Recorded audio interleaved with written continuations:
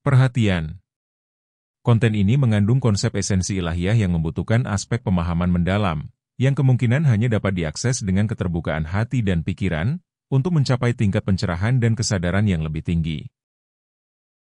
Assalamualaikum warahmatullahi wabarakatuh. Salam sejahtera untuk kita semua, Ibu dan Bapak yang dirahmati oleh Allah. Alhamdulillah, malam hari ini kita mulai lagi.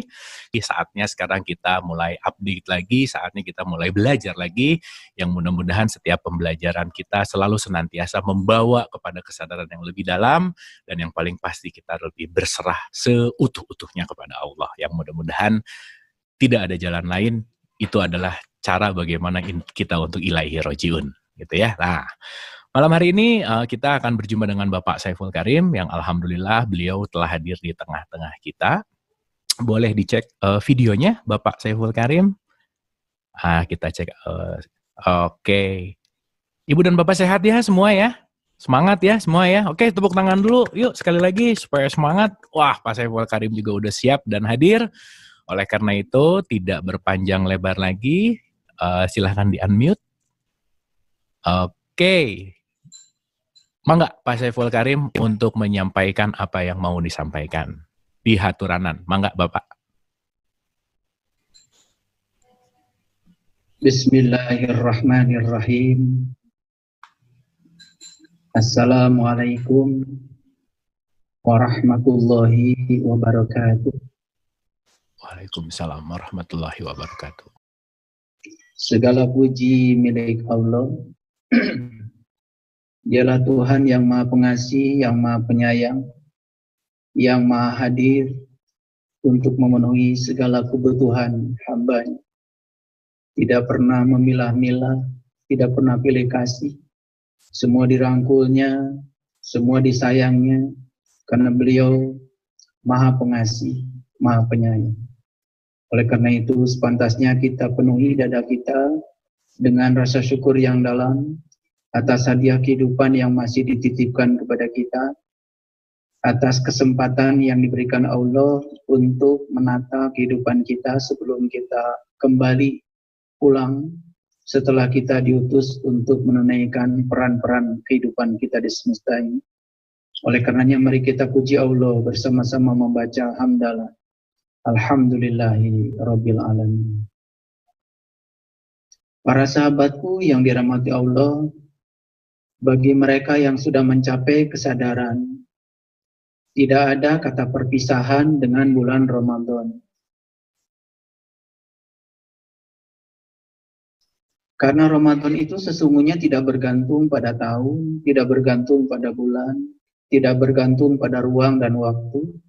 Karena Ramadan itu bisa terjadi setiap saat, kapan saja, di mana saja bagi mereka yang tahu ilmunya, yang tahu caranya. Karena Ramadan itu ada 5 huruf.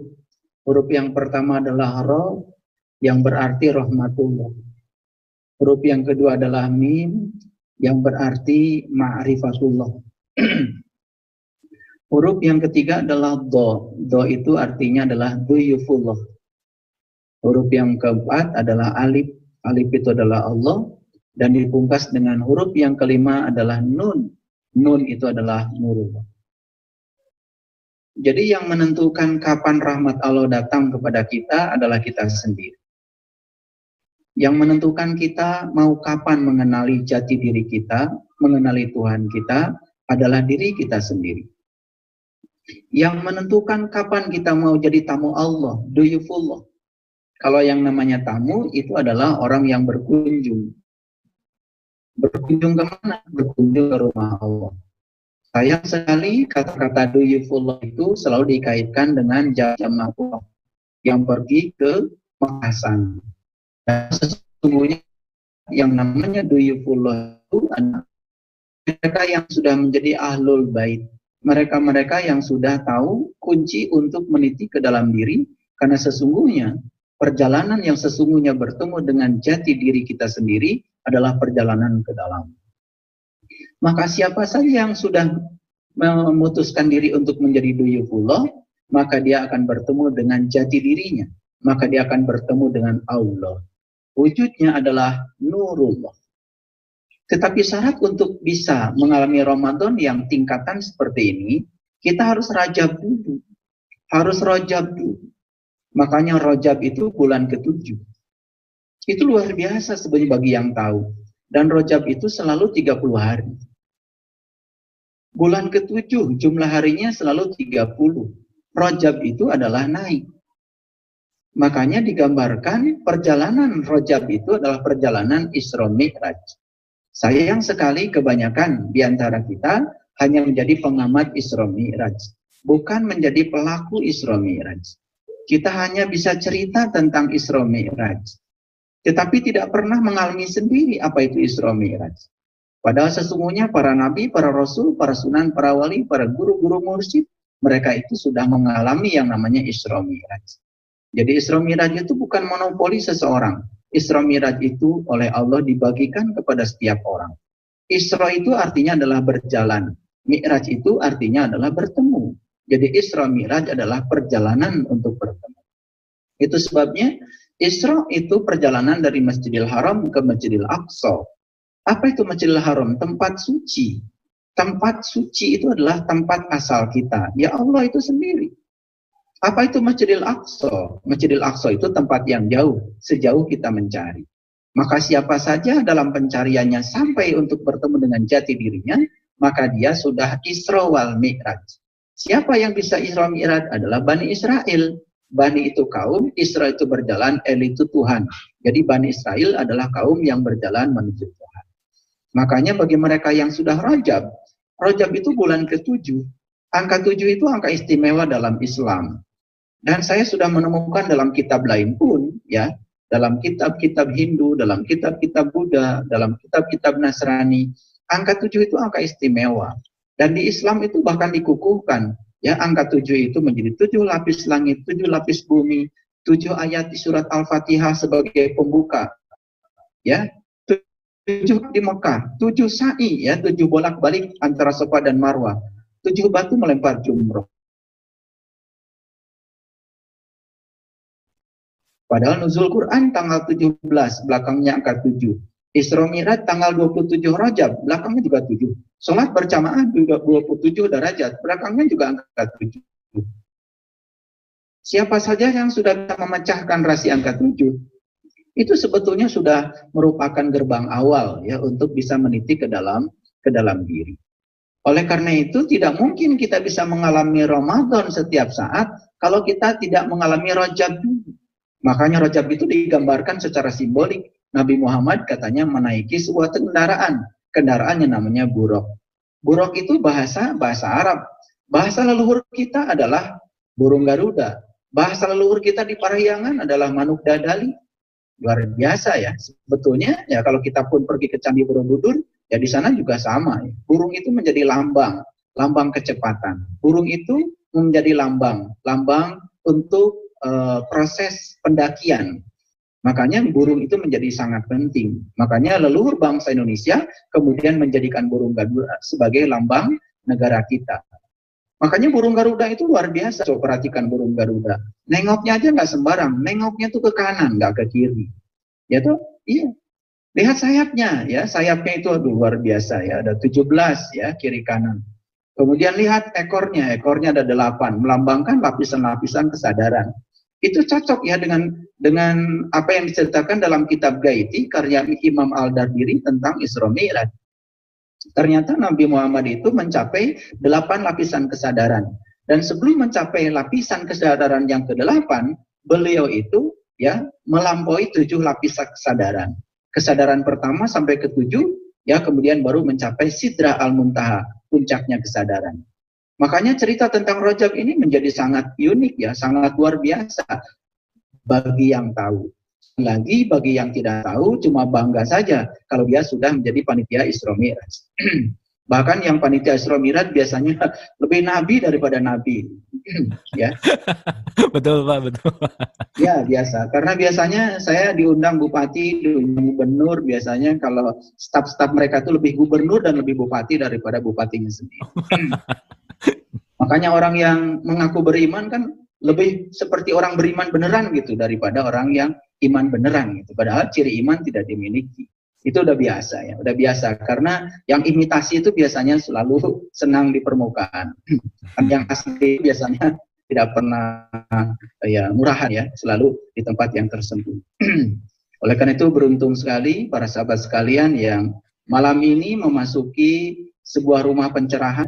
Di rumah ini kita menebarkan cahaya, di rumah ini kita menebarkan kesembuhan, di rumah ini kita menebarkan kedamaian, di rumah ini kita menebarkan kebaikan, di rumah ini kita menebarkan keheningan, di rumah ini kita menebarkan toleransi, di rumah ini kita mengembangkan kemampuan untuk menghargai dan menerima perbedaan. Dan di rumah ini kita akan menemukan kesejukan ternyata ya, menghargai dan menerima perbedaan itu indah. Inilah rumah yang namanya Bhinneka Tunggal Ika ya. Bangga sekali ya kalau bisa berada di rumah seperti ini, karena untuk memasuki rumah seperti ini diperlukan kesadaran. Yang belum sadar nggak akan masuk rumah seperti ini ya. Ya biasanya merasa paling benar sendiri lalu nyala-nyalakan orang. Saya akan lanjutkan lagi. Jadi kita tidak mungkin mengalami Ramadan setiap saat kalau kita tidak mengalami yang namanya Rajab. Jadi Rajab dulu ya. Kita harus ketemu dengan 27 Rajab. 27 itu angka yang sangat luar biasa dalam agama Islam. Kalau kita bisa memecahkan angka 27 ini, luar biasa itu ya. Nah, mereka yang belum tahu, belum bisa memecahkan itu, semoga saya doakan pada suatu saat ya kalian akan menemukan pencarian jati diri kalian sendiri. Nah, kalau sudah melewati Rajab, masuklah bulan Sya'ban. Pakai shin besar ya, Sya'ban gitu. Kalau kita belajar dari kamus bahasa Arab, Sya'ban itu artinya pemisahan. Ya, pemisahan Sya'ban itu, ya, pemisahan. Jadi kalau kita sudah Rajab, ya, sudah ketemu dengan kunci untuk meniti ke dalam diri, sudah ketemu buruknya, sudah ketemu burungnya, sudah ketemu sayapnya, kita sudah bisa terbang, sudah menjadi Garuda, sudah menjadi Manuk Dadali. Makanya kalau orang Sunda kan nyanyinya ada lagunya kan itu, ya. Manuk Dadali itu ada lagunya. Ya, luar biasa itu kalau bagi yang tahu ya. Nah, sayang sekali banyak yang cuma bisa nyanyi tetapi tidak pernah tahu isinya apa. Nah, kemudian baru bisa mengalami Ramadan setiap saat. Jadi Ramadan itu bisa setiap saat, nuzul Quran bisa setiap saat, Lailatul Qadar bisa setiap saat. Lailatul Qadar itu bukan malam ketentuan. Allah itu tidak pernah berjudi, lalu teka-teki ya. Nanti diintip katanya di pos ronda bulan 10 malam terakhir, kemudian cirinya katanya angin berhenti, gelombang berhenti, ya, angin nggak akan pernah berhenti, angin itu udaranya bergerak kok, ya, dan lain-lain. Itu karena itu ya, semua kebohongan yang diulang-ulang itu lama-kelamaan jadi kebenaran, dan itu sangat mengerikan, ya. Padahal Lailatul Qadar itu malam yang ditentukan, yang menentukan kita sendiri. Kapan kita mau mencapai pencerahan, kapan kita bisa menyaksikan 1000 bulan, kapan kita mau berubah, kapan kita mau bangkit, kapan kita mau berevolusi ya. Dari manusia panca indera menjadi manusia sarwa indera, dari manusia hanya mengandalkan 5 sensori menjadi manusia multisensori yang bisa melampaui segala keterbatasan. Kita tentukan, waktunya kita yang menentukan. Mau sekarang di sini saat ini Lailatul Qadar bisa. Mau sekarang di sini kita menentukan nuzulul Quran, kita akan terhubung langsung ya dengan sang sumber kecerdasan semesta, intelijensia tertinggi bisa kita akses setiap saat. Asal kita bisa menselaraskan frekuensi kita dengan frekuensi dia. Kapan saja, di mana saja. Wahyu itu sesungguhnya adalah getaran-getaran ilahi. Supaya kita dapat resonan dengan wahyu, berarti kita harus menyamakan frekuensi. Samakan frekuensi jiwa ini sebagai benih dari semesta raya ini dengan sang induknya, supaya sang benih ini bukan benih lagi, dia menjadi induknya itu sendiri, menjadi dia itu sendiri. Ketika menjadi dia akan menyerap sifat-sifat dia. Ya, semoga bisa mengerti ya kata-kata saya. Nanti kita akan buka diskusi malam ini selebar-lebarnya. Jadi Ramadan itu makanya Sunan Sunan Kudus itu ya. Kemudian merayakan Ramadan itu, merayakan akhir Ramadan itu tidak dengan cara yang sia-sia ya, semua penuh dengan simbolik. Ya. Dibikinlah namanya kupat. Ya. Ada yang mengartikan kupat itu katanya ngaku lepat, bisa. Ada yang mengartikan katanya kupat itu laku papat, bisa. Yang papat itu yang mana? Kalau cerita tentang papat ini luar biasa ya. Ada papat kalima pancer, mana yang papat, mana yang pancernya, harus ketemu, ya. Ada yang mengatakan papat itu adalah lebaran, leburan, luberan, laburan. Boleh itu ya. Maknanya sangat dalam sekali. Tapi yang jelas yang namanya kupat itu terbuat dari daun kelapa muda. Namanya janur, warnanya kuning keemasan. Janur ada yang mengatakan katanya dari bahasa Sanskerta, dari janur sejatinya nur. Ada yang mengatakan janur itu dari bahasa Arab, dari ja'a nur. Ja'a itu artinya datang. Ja'a nur telah mendatangi cahaya, atau cahaya datang kepada kita.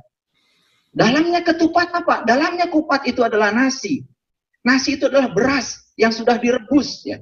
Kalau masih keras itu belum disebut nasi, disebutnya beras. Tapi kalau sudah direbus, sudah empuk, sudah siap dimakan, disebutnya nas. Diambil dari kata nas dalam Quran surat An-Nas. Itu adalah sebutan untuk suatu makhluk yang memiliki kompleksitas yang sangat luar biasa. Yang memiliki 100 triliun sel. Itulah yang bernama manusia. Tapi sayang banyak orang yang tidak bahagia menjadi manusia. Burung bahagia menjadi burung. Monyet bahagia menjadi monyet. Tapi banyak manusia yang tidak bahagia menjadi manusia. Karena apa? Karena dia masih mengeluhkan kehidupan. Tidak mengerti tentang kehidupan. Tidak mengerti tentang hakikat kehidupan. Tidak menjadikan kehidupan sebagai hadiah dari Allah. Makanya ada yang mengejar kesenangan, ada yang mengejar kebahagiaan. Bedanya apa? Senang itu, kata senang, itu dipakai oleh kita saat kita mendapat yang kita ingin. Coba, ikan saja di rumah saya, ketika saya datang, dia datang kepada saya. Itu udah pasang mulut itu ya. Kemudian begitu saya tabur makanan, rebutan. Senang ikan? Senang. Karena apa? Dia mendapat yang dia inginkan. Itu namanya senang. Apakah manusia hanya sekedar senang? Ketika kita mendapat yang kita inginkan, baru sampai di tingkat senang. Apakah kita sudah menjadi orang bahagia? Belum. Kalau senang tidak diubah menjadi bahagia, itu tidak ada artinya. Kita sama saja dengan ikan. Senang itu harus diubah menjadi bahagia. Bahagia itu artinya memberi. Kalau senang artinya mendapat, bahagia artinya memberi. Saya bersumpah pada diri saya dulu. Saya akan mencari ilmu sejati yang bisa menjawab seluruh pertanyaan saya. Dan ternyata Allah Subhanahu wa taala mengabulkan. Saya bisa bertemu dengan guru-guru yang bisa membimbing untuk menemukan jati diri saya. Senang saya. Tetapi kalau sampai di tingkat senang karena saya mendapatkan yang saya ingin, saya akan terhenti seperti binatang. Makanya saya bagi ilmu ini, saya bagikan malam ini kepada sahabat-sahabat sekalian. Dan saat saya membagi ini, saya bahagia. Karena bahagia itu memberi. Jadi siapa saja yang hanya mencari hak tetapi tidak menunaikan kewajiban dengan haknya, itu tidak menjadi manusia. Kita punya hak untuk mendapatkan uang dari pekerjaan kita. Setelah uang kita dapat, kita punya kewajiban untuk menyalurkan hak menjadi kewajiban. Itu baru jadi manusia. Makanya manusia itu adalah mereka yang memperhatikan orang lain, yang peduli pada orang lain, tidak berfokus pada dirinya sendiri. Makanya manusia itu selalu diliputi oleh kemarahan. Kenapa? Karena manusia selalu diliputi oleh keserakahan. Kapan manusia serakah? Ketika dia tidak bisa membedakan yang mana keinginan, yang mana kebutuhan. Ketika keinginan dan kebutuhan masih nyampur, susah. Dia akan selalu serakah. Karena yang namanya keinginan dengan kebutuhan itu berbeda. Mohon maaf ya. Saya banyak dikasih hadiah oleh putra-putra saya, oleh jamaah saya. Ya, ada yang ngasih THR macam-macam. Itu adalah hadiah bagi saya. Itu adalah saya senang mendapatkannya. Tapi saya tidak pernah menggunakan itu semua untuk kepentingan saya. Saya mengambil sebagian saya untuk kebutuhan saya. Setelah itu saya bagikan. Karena kalau saya cuma sampai senang, saya tidak menemukan kebahagiaan. Bahagia itu memberi. Seperti sekarang saya sedang berbicara kepada para sahabat sekalian. Aduh, saya senang sekali. Ada orang-orang yang mau menjadi orang yang sadar. Ada orang-orang yang mau mengevolusikan jiwanya dari manusia yang panca indera menjadi manusia yang sarwa indera. Manusia yang memiliki keterbatasan menjadi manusia yang tanpa batas. Senang saya. Senang sekali. Makanya berada di keluarga yang positif seperti ini luar biasa energinya. Ya, semoga kita pun bisa terus yang menjaga kebahagiaan ini. Amin, amin. Sahabatku yang dirahmati Allah. Jadi kembali lagi tadi saya cerita tentang kita bisa Ramadan setiap saat. Asal kita sudah Rajab, asal kita sudah Sya'ban. Sya'ban itu artinya pemisahan. Pemisahan antara apa dengan apa? pemisahan antara ya orientasi kita yang berorientasi kepada dunia menjadi orientasi kepada tujuan kehadiran kita di semesta ini.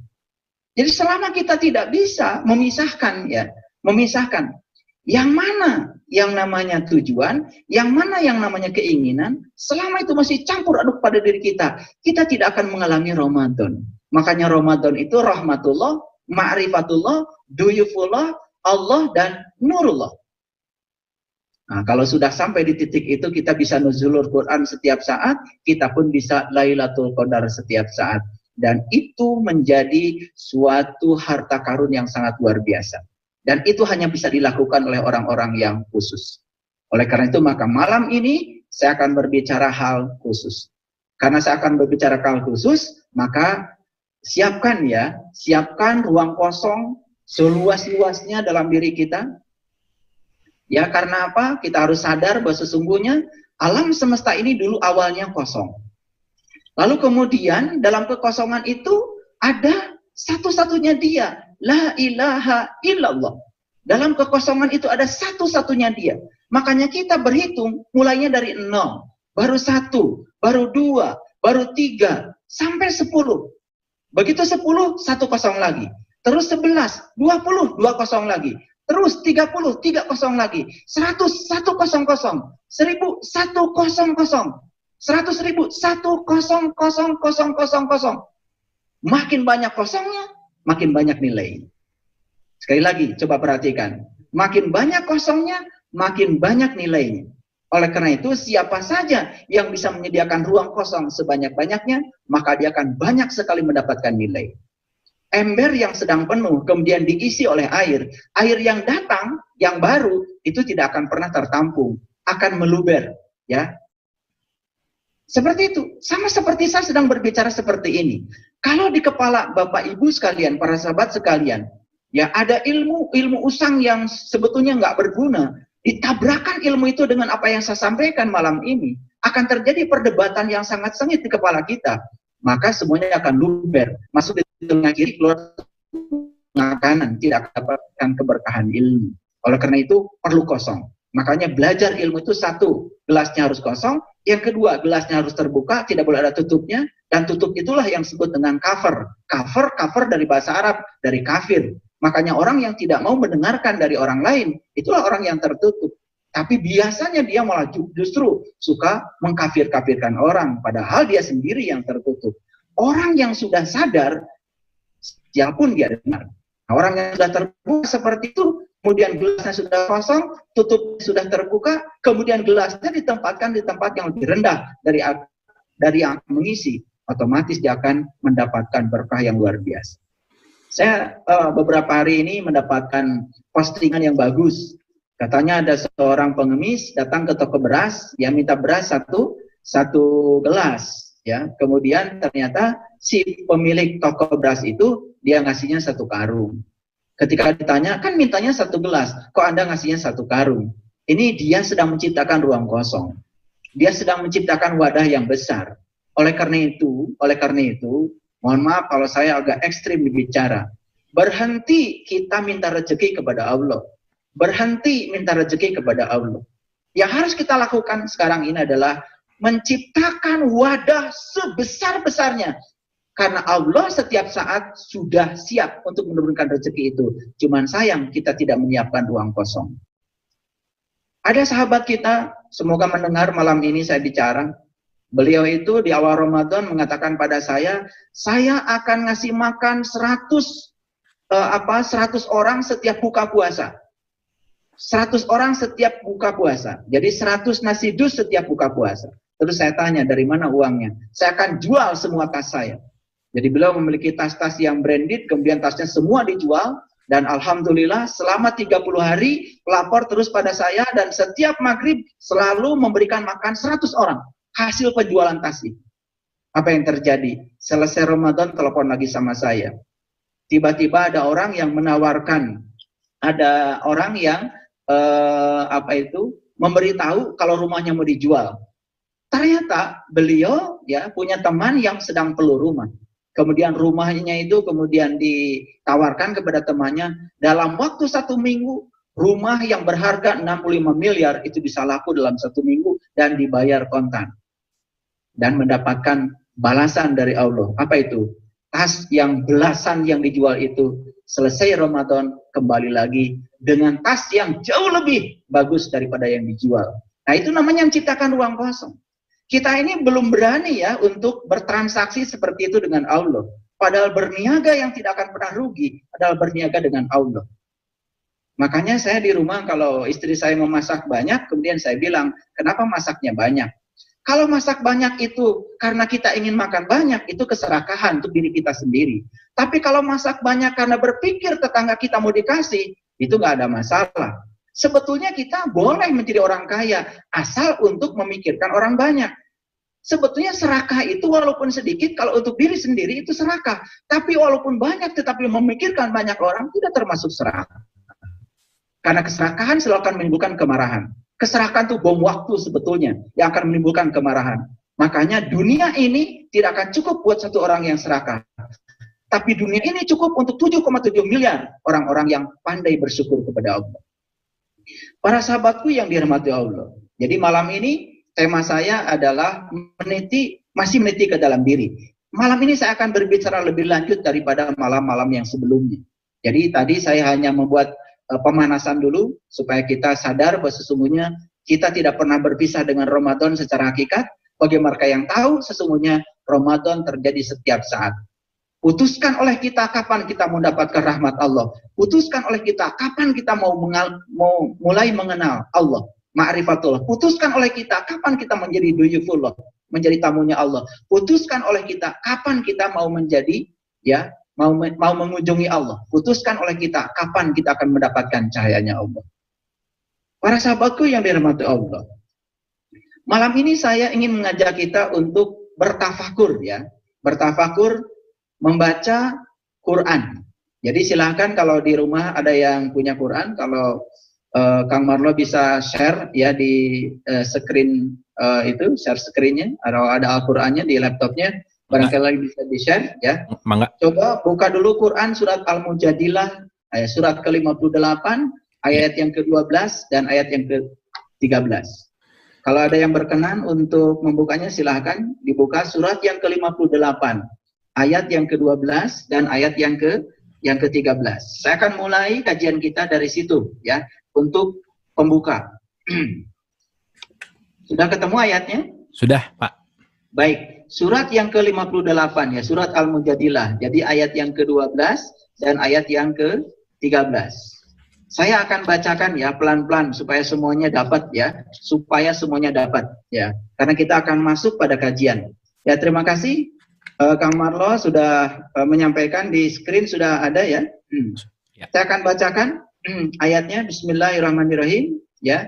Saya bacakan langsung saja terjemahannya. Hai orang-orang yang beriman, ini yang dihaikan adalah orang yang beriman, ya, bukan orang yang mengaku beriman, orang yang beriman. Semoga yang hadir malam ini adalah orang-orang yang beriman. Hai orang-orang yang beriman, apabila kamu mengadakan pembicaraan khusus, ya, dengan Rasul. Nah ini cerita tentang pembicaraan khusus. Berarti pembicaraannya bukan pembicaraan umum. Oleh karena itu maka ilmu itu ada ilmu yang umum, ada ilmu yang khusus. Ilmu yang khusus diberikan pada orang yang khusus, di tempat yang khusus, dengan cara yang khusus. Semoga semua yang hadir malam ini adalah orang-orang yang khusus, ya. Oke. Jadi perintahnya apa? Perintahnya adalah, ya, hai orang-orang yang beriman, apabila kamu mengadakan pembicaraan khusus dengan Rasul, hendaklah kamu mengeluarkan sedekah sebelum pembicaraan itu. Jadi saya sering di kelas, ya, kalau sudah mengumumkan referensi buku untuk satu mata kuliah, kemudian berikutnya saya kontrol, saya jalan di kelas, saya melihat apakah mereka sudah punya buku-buku yang direferensikan atau tidak. Dan ternyata mohon maaf ya, saya itu paling kurang bahagia ya, ketika melihat mahasiswa itu memfotokopi buku orang lain. Ini buku orang lain difotokopi. Bagaimana mendapatkan berkah ilmu ya kalau dia tidak menghargai orang yang menulis buku? Nah biasanya mengkopi kan di kita ini dianggap biasa, padahal itu kan sebetulnya mencuri. Makanya saya melakukan riset, melakukan penelitian ya. Ada mahasiswa yang IPK-nya 3,9, 4,0, tapi setelah lulus kok susah dapat pekerjaan. Ada mahasiswa yang IPK-nya 3,3, di batas lah, 3,2, tapi barokah pekerjaannya luar biasa ya. Mohon maaf, ini riset saya panjang sekali sebenarnya karena saya sudah 30 tahun saya jadi dosen. Nah, ternyata saya hubungkan ya, saya lihat perilaku mereka dulu. Sampai saya tanya, dulu Anda kalau punya buku, beli yang asli atau memfotokopi? Ternyata orang yang dapat sesuatu dengan cara yang culas, itu hilang keberkahannya.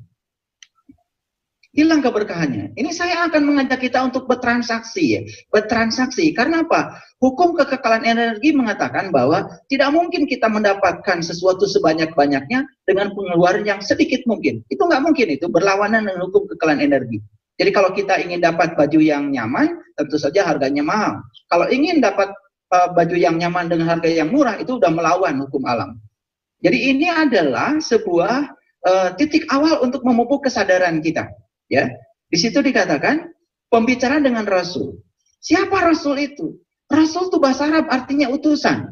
Sayang sekali kata Rasul dipahami di agama Islam sebagai sebuah gelar. Tetapi tidak masalah. Karena gelar kerasulan kita sepakat sudah titik sampai Nabi Muhammad. Di zaman Nabi Muhammad ada seorang sahabat yang berbicara pada Nabi Muhammad seperti ini. Ya Rasulullah, aku bahagia hidup sejaman dengan engkau, kan aku mendapatkan ilmu dari engkau. Apa jawaban Nabi? Lebih bahagia lagi umatku yang hidup tidak sejaman denganku, tapi mereka masih dapat ilmuku dari para pewarisku. Bersyukur dan bahagia umatku yang hidup tidak sejaman denganku, tapi mereka mendapatkan ilmuku dari para pewarisku. Jadi sebetulnya gelar kerasulan selesai sampai Nabi Muhammad. Tapi tugas kerasulan tidak mungkin selesai sampai di situ.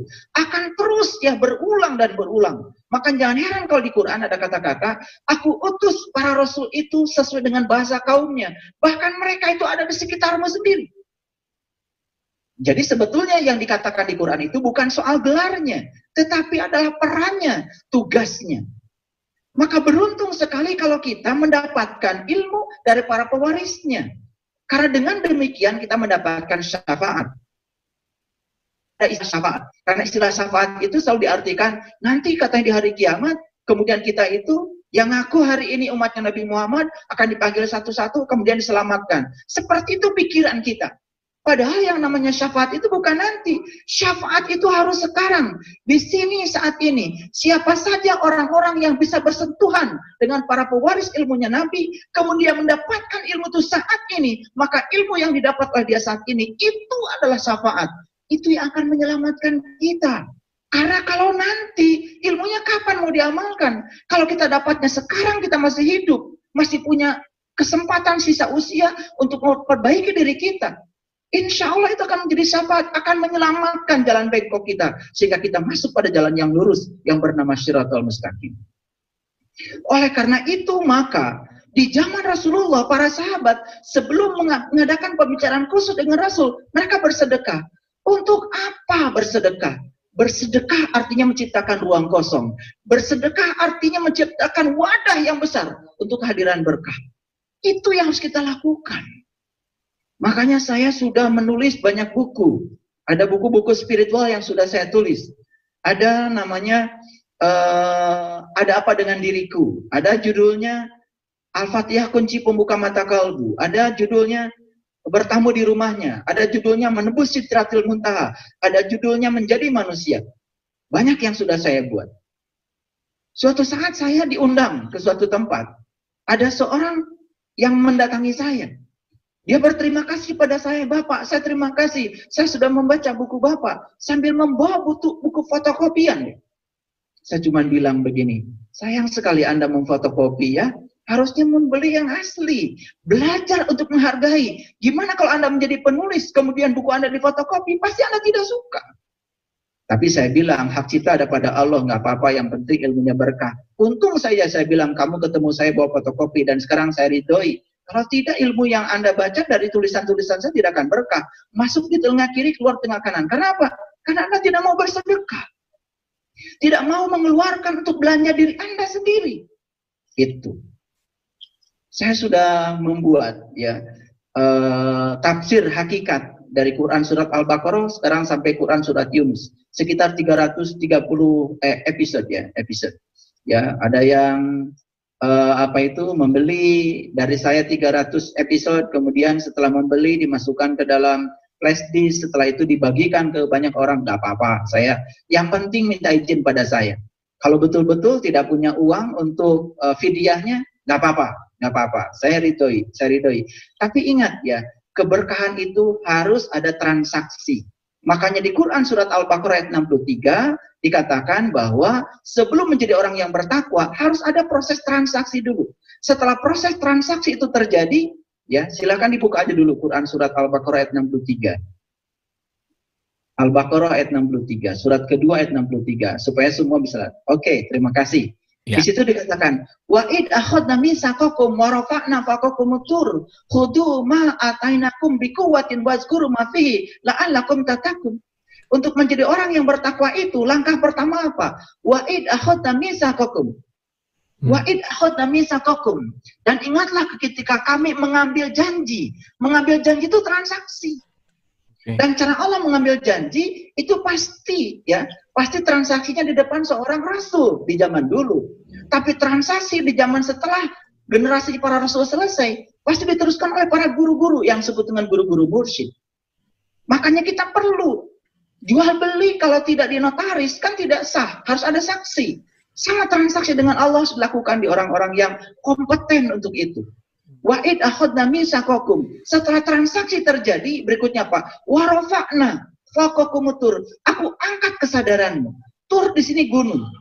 Gunung dalam Al-Qur'an bukan cerita Gunung Galunggung, bukan Gunung Merapi. Kalau di Quran ada kata-kata gunung, itu cerita tentang puncak kesadaran tertinggi pada diri kita. Makanya di Quran surat Al-A'raf, Nabi Musa ketika minta melihat Tuhan, Tuhan tuh bertajalli di puncak kesadarannya Musa. Silakan buka dulu Quran surat Al-A'raf ayat 143. Malam ini banyak membaca Quran kita supaya referensinya jelas. Al-A'raf itu surat ke-7 ayat 143 ya. Oke. Nah, di situ ada kata-kata. Coba perhatikan di bagian yang tengah itu kata-kata ya, ilal jabal. Ya, ilal jabal. Kemudian di ayat setelah waqaf jim itu ada kata-kata falamma tajalla rabbuhu lil jabal. Falamma tajalla rabbuhu lil jabal. Kalau diterjemahkan, ketika Tuhan bertajalli, menampakkan diri di gunung. Nah, kalau menampakkan diri di gunung kan jadi nggak nyambung. Makanya ayat yang sebelumnya perhatikan. Dan tatkala Musa datang untuk bermunajat kepada Allah pada waktu yang telah ditentukan. Kemudian di ayat itu dikatakan, ya, berkatalah Musa, ya Tuhanku, nampakkanlah diri engkau kepadaku, agar aku dapat melihat engkau. Jelas sekali. Nampakkanlah diri engkau kepadaku, agar aku dapat melihat engkau. Ini permintaan yang sangat mulia. Bagaimana kita bisa mengingatnya kalau kita tidak pernah menyaksikannya? Kemudian apa kata-kata Tuhan? Kamu sekali-kali tidak akan sanggup melihatku, tapi lihatlah ke gunung itu. Bukan disuruh melihat Gunung Galunggung, bukan disuruh melihat Gunung Sinai seperti cerita selama ini. Disuruh melihat ke dalam dirimu, disuruh melihat ke dalam puncak kesadaranmu. Makanya Nabi Muhammad pun bertemu Tuhan di Sidrah Al-Muntaha. Kata-kata gunung di sini yang dimaksud adalah puncak kesadarannya manusia. Maka jika ia tetap di tempatnya, tuh perhatikan. Apa yang tetap di tempatnya itu? Ya gunungnya itu, kesadarannya tidak berubah. Ketika kesadarannya terus di puncak, apa yang terjadi?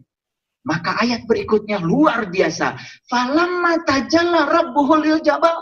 Dan ketika Tuhannya bertajalli di puncak kesadaran. Apa yang terjadi di situ? Yang terjadi adalah, perhatikan ayat berikutnya. Luar biasa. Ayat berikutnya perhatikan.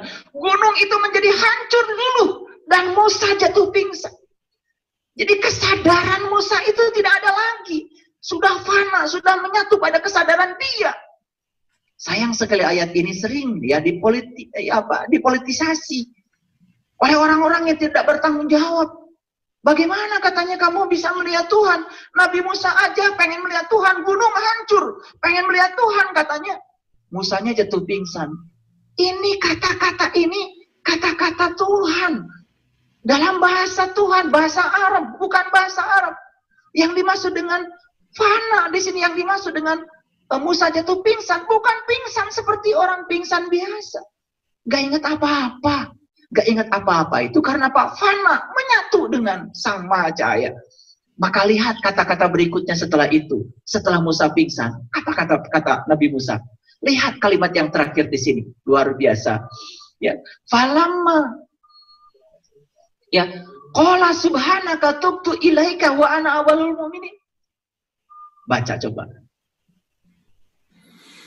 Qala subhanaka tubtu ilaika wa ana awwalul mu'minin. Maha suci Engkau ya Allah. Aku taubat kepadamu, aku datang. Taubat itu artinya datang. Sayang sekali kita sering mengartikan taubat minta ampun. Taubat itu bukan minta ampun dari kata taba ya tubuh taubatan. Taubat itu artinya datang. Jadi kalau diterjemahkan ayat ini, qala subhanaka tubtu ilaika wa ana awwalul mu'minin. Maha suci Engkau ya Allah. Aku datang kepadamu. Dan inilah awal aku beriman. Jadi para nabi, para rasul di zamannya dulu ada titik awal untuk mengawali iman. Pertanyaannya bagi kita sekarang, kapan kita mau mengawali titik awal iman kita? Sadari bahwa sesungguhnya iman kita itu baru warisan. Kita disuruh mengaku iman sejak dari kecil. Dan kemudian pengakuan itu dipakai sampai sekarang. Makanya iman kita tidak seperti imannya Nabi Musa. Karena kita tidak mengalami ayat ini. Bagaimana Tuhan bertajalli di puncak kesadaran kita. Ayo kembalikan lagi pada Quran surat Al-Baqarah ayat 63 tadi. Malam ini kita akan banyak membaca Quran. Supaya apa? Supaya semua melihat referensi. Saya menghindari diri saya dari segala persepsi. Wa'id akhadna mitsaqakum wa rafa'na fawqakum tur. Dan ketika engkau sudah bertransaksi, sudah mengambil janji, wa rafa'na, aku angkat fawqakum tur, kesadaran. Begitu diangkat kesadarannya. Ayat berikutnya apa? Khudu ma atainakum biquwwatin. Jadi kuat itu bahasa Indonesia dari bahasa Arab, biquwwatin. Pegang teguh apa yang kami pertunjukkan kepadamu. Pertanyaan yang paling mendasar bagi kita malam ini. Sudah dipertunjukkan Allah di puncak kesadaran kalian. Apa yang bisa kalian yakini? Apa yang mau dipegang kuat sebagai tali? Apa? Makanya banyak orang yang hambar imannya. Ketika sholat pun tidak merasa kehadiran Allah. Sholat hanya menggugurkan kewajiban. Karena tidak merasakan ayat ini. Tidak nuzulul Quran, tidak Lailatul Qadar, tidak turun Quran itu menjadi sebuah pengalaman. Ayat berikutnya lihat indah sekali. Wazkuru ma fihi, wazkuru ma fihi. Ingat apa yang ada di dalamnya. Ingat yang aku pertunjukkan di puncak kesadaranmu itu. La'allakum tattaqun. Maka kau akan menjadi orang yang bertakwa. Jadi ayat ini saja sudah memberikan sebuah gambaran kepada kita. Bahwa takwa itu sebetulnya sebuah proses.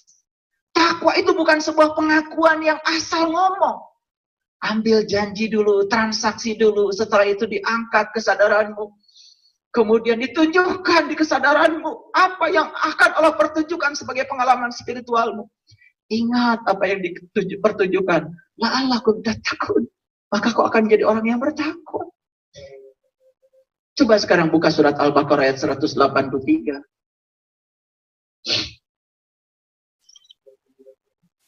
Ini kan, ya ayyuhalladzina amanu kutiba alaikumusiyam kama kutiba alal ladzina min qablikum la'allakum tattaqun. Muncul lagi kata-kata takwa. Jadi kalau yang tadi untuk mencapai takwa urutannya apa? Mengambil janji, diangkat kesadarannya, ditujukan sesuatu di puncak kesadarannya. Ingat yang ditujukan, itu baru takwa. Apakah ini kalimat yang berbeda? Tidak. Ya ayyuhalladzina amanu kutiba alaikumusiyam.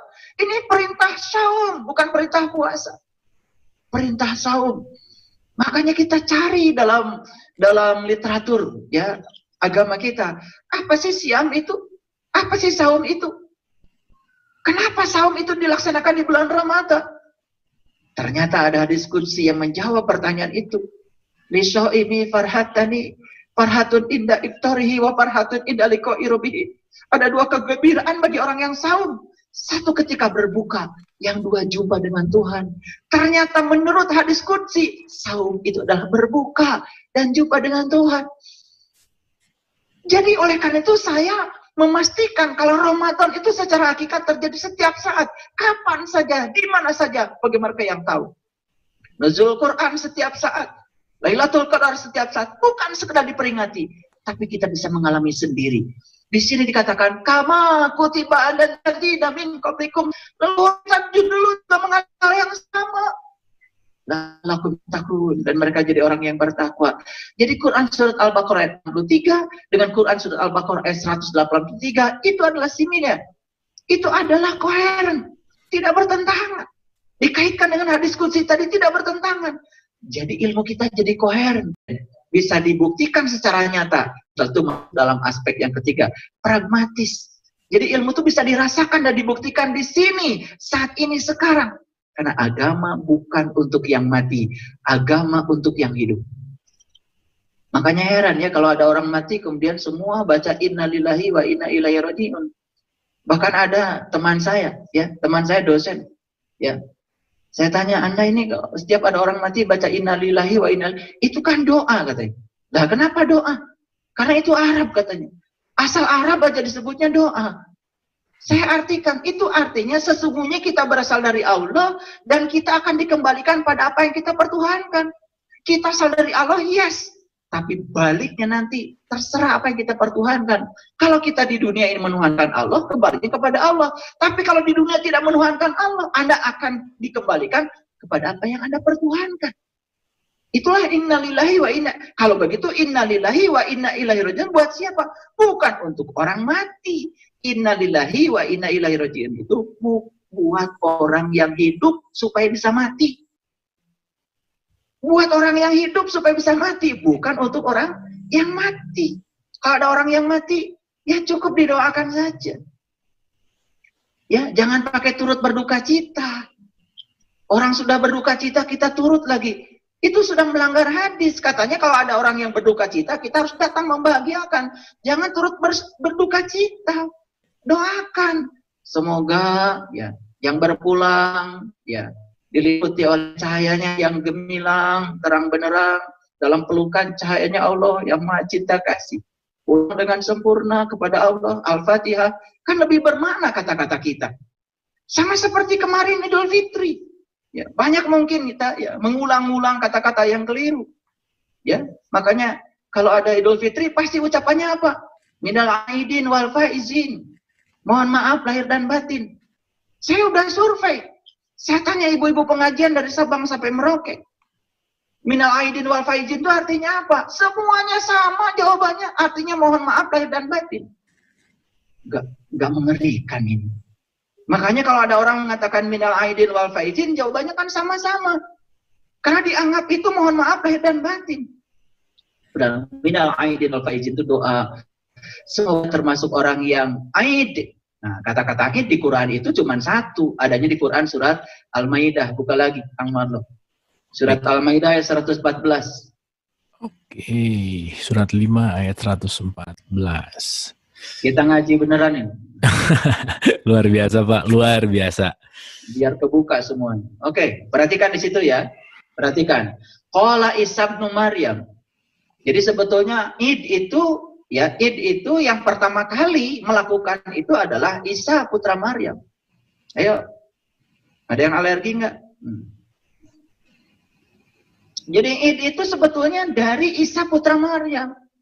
Di sini dikatakan qala Isa bin Maryam, Allahumma rabbana anzil alaina ma'idatan minas sama'i takulan id. Lihat tuh. Nah, itu yang ditunjuk oleh Kang Marlo. Id. Nah, jadi id itu oleh Departemen Agama diterjemahkan hari raya. Jadi kalau begitu apa itu id itu? Menurut ayat ini coba perhatikan terjemahannya. Allahumma rabbana anzil alaina ma'idatan minas sama'i takuluna id. Ya Allah Tuhanku, turunkanlah kiranya kepada kami hidangan dari langit. Yang punya hidangan itu menjadi sebuah perayaan bagi kami. Jadi yang namanya Id itu adalah perayaan seseorang saat dia mendapatkan hidangan dari langit, bukan kue lebaran. Bukan kupat tahu, bukan opor ayam, bukan bolendrang. Jadi kita ini sudah salah kaprah, karena yang benar kaprah tidak ada. Coba perhatikan ayat ini. Ya Allah Tuhanku, turunkanlah hidangan dari langit. Mau kepadaku, kan minta diturunkan hidangan dari langit. Kalau di Quran ada kata-kata langit, yang dimaksud adalah alam tinggi, alam ruh, pusat intelijensia tertinggi. Ya, pusat segala kebahagiaan, pusat segala kedamaian. Allahumma antas salam, wa minkas salam. Itu alam tinggi. Nah, bagaimana kita bisa mengakses alam tinggi? Kita harus mengakses, meniti ke dalam diri. Kalau tidak tahu caranya, kita tidak akan pernah bisa mengakses alam tinggi. Kita akan ketemu dengan yang namanya Al-Maidah. Jadi Al-Maidah itu hidangan. Hidangan dari mana? Ini jelas di ayat ini, minas samai, hidangan dari langit. Dan saat seseorang mendapatkan hidangan dari langit, saat itulah hari raya. Jadi oleh karena itu, maka bagi orang yang sudah tahu hakikatnya, hari raya itu bisa setiap saat. Mohon maaf, malam ini saya putuskan, malam ini saya tidak akan tidur, malam ini saya akan tafakur, malam ini saya akan meditasi, malam ini saya akan hening, duduk, ya, melepaskan semua ikatan-ikatan saya pada keinginan saya, pada hawa nafsu saya akan hening cipta. Saat hening cipta, kemudian pikiran istirahat, saat itu kita bisa mendengar suara kebenaran pada diri kita. Kita bisa mengalami hidangan itu, bukan sekedar kata-kata. Awas kalian jangan menceramahkan ini kepada orang lain sebelum mengalami. Alami dulu sendiri. Jadi ketika cerita tentang Al-Maidah, mana Al-Maidahmu? Mana hidangan itu? Subhanallah. Kalau kita sudah ketemu dengan Al-Maidah yang sejati, hidangan dari langit, maka kita bisa merayakan Id itu setiap saat. Makanya kita bisa merayakan kupat itu setiap saat. Bisa lebaran, lebar itu lebar, lebar itu luas, tidak sempit lagi, ruang kosongnya banyak, nolnya banyak. Itu. Bukan 1 nolnya, bukan 10, bukan 2, bukan 3, banyak nolnya. Makanya, coba perhatikan. Kalau kita memberi 1, berharap 1, dan berharap dari pemberian kita itu, kita hanya dapat 1. Karena 1 dibagi 1 sama dengan 1. Coba, kalau 1 dibagi 0,1, 10. 1 dibagi 0,2, 0,01, 100. 1 dibagi 0,001, 1000. Makin kecil pembaginya, makin besar hasil baginya. Ketika dibagi 0, maka hasilnya tak terhingga. Makanya kita diajarkan oleh leluhur kita, kalau berbuat baik, ya sudah, lupakan. Ya, kalau sudah memberi, lupakan. Karena memberi itu bahagia bagi orang yang tahu. Nah, disitulah yang namanya kebahagiaan. Luar biasa. Jadi malam ini saya akan membuka bagaimana supaya kita meluaskan wadah kita. Baik wadah untuk datangnya rezeki duniawi maupun wadah untuk datangnya rezeki spiritual. Karena rezeki spiritual juga perlu diluaskan wadahnya. Mohon maaf kalau tadi saya mengatakan, bagaimana Anda bisa mendapatkan berkah ilmu dari suatu buku, kalau Anda membeli buku saja tidak mau. Kalau Anda malah memfotokopi buku orang, dan menganggap fotokopi itu legal, karena Anda sudah baca, sudah bayar ongkos fotokopi. Padahal kan kita mencuri. Di Jepang itu negara pencipta fotokopi, tidak boleh orang memfotokopi buku. Dan di kita memfotokopi itu dianggap biasa. Ya, alhamdulillah dalam hidup saya, ya dalam hidup saya, ya selama saya mengikuti kuliah di perguruan tinggi, saya itu kalau beli buku selalu yang asli. Daripada fotokopi, saya lebih bagus menabung. Dan ternyata begitu beli buku yang asli, kemudian saya hadiahkan Al-Fatihah buat pengarangnya. Ternyata buku itu sampai sekarang tidak ada lupanya, berkah ya. Kapan saya diminta, buku itu selalu hadir, ilmunya selalu membawa berkah. Para sahabatku yang dirahmati Allah. Jadi tadi kita sudah membuka Quran surat yang terakhir barusan surat Al-Maidah ya. Betul. Al-Maidah. Baik, jadi kita sudah tahu sekarang ya, Id itu apa? Id itu turunnya hidangan dari langit. Mohon maaf para sahabat sekalian yang malam ini mendengarkan saya bicara, ya. Apakah para sahabat sudah kedatangan hidangan dari langit? Itu pertanyaan saya. Kalau belum ketiban hidangan dari langit, ya berarti tidak berhak dong merayakan Idul Fitri. Makanya kalimatnya menjadi sangat bagus. Idul Fitri artinya kembali kepada fitrahnya kita. Fitrahnya kita itu adalah makhluk spiritual yang sedang dikaryakan di bumi. Manusia itu bukan makhluk bumi yang sedang mengejar spiritual. Bukan. Aslinya kita itu adalah makhluk spiritual yang sedang dikaryakan di bumi. Kalau aslinya kita adalah makhluk spiritual, aslinya kita itu pengasih, aslinya kita itu penyayang, aslinya kita itu adalah pemaaf, aslinya kita itu penuh cinta. Itulah bakat kita yang sesungguhnya. Lalu bakat itu tertutup oleh watak. Makanya bakat dan watak itu berbeda sekolahnya. Kalau bakat itu hanya bisa dibangkitkan di keheningan. Tapi kalau watak itu dibangkitkan dalam keramaian. Jangan heran ya, ada orang sekolahnya tinggi, ya sudah S1, sudah S2, sudah S3. Ya masih tetap membenci orang. Karena apa? Karena pendidikan yang hanya mengembangkan keterampilan berpikir tatan logika saja, itu yang disebut dengan pendidikan panca indera, bukan pendidikan multisensori. Tidak akan pernah membangkitkan potensi terbesar pada dirinya yang disebut dengan kekuatan otentik. Tidak akan. Kekuatan eksternal saya yang dicari, uang, mobil, rumah, jabatan, itulah kekuatan eksternal yang bisa dicuri, bisa hilang. Dan kalau kita berkutat pada kekuatan itu, ya Allah, kekuatan itu diperebutkan, karena diperebutkan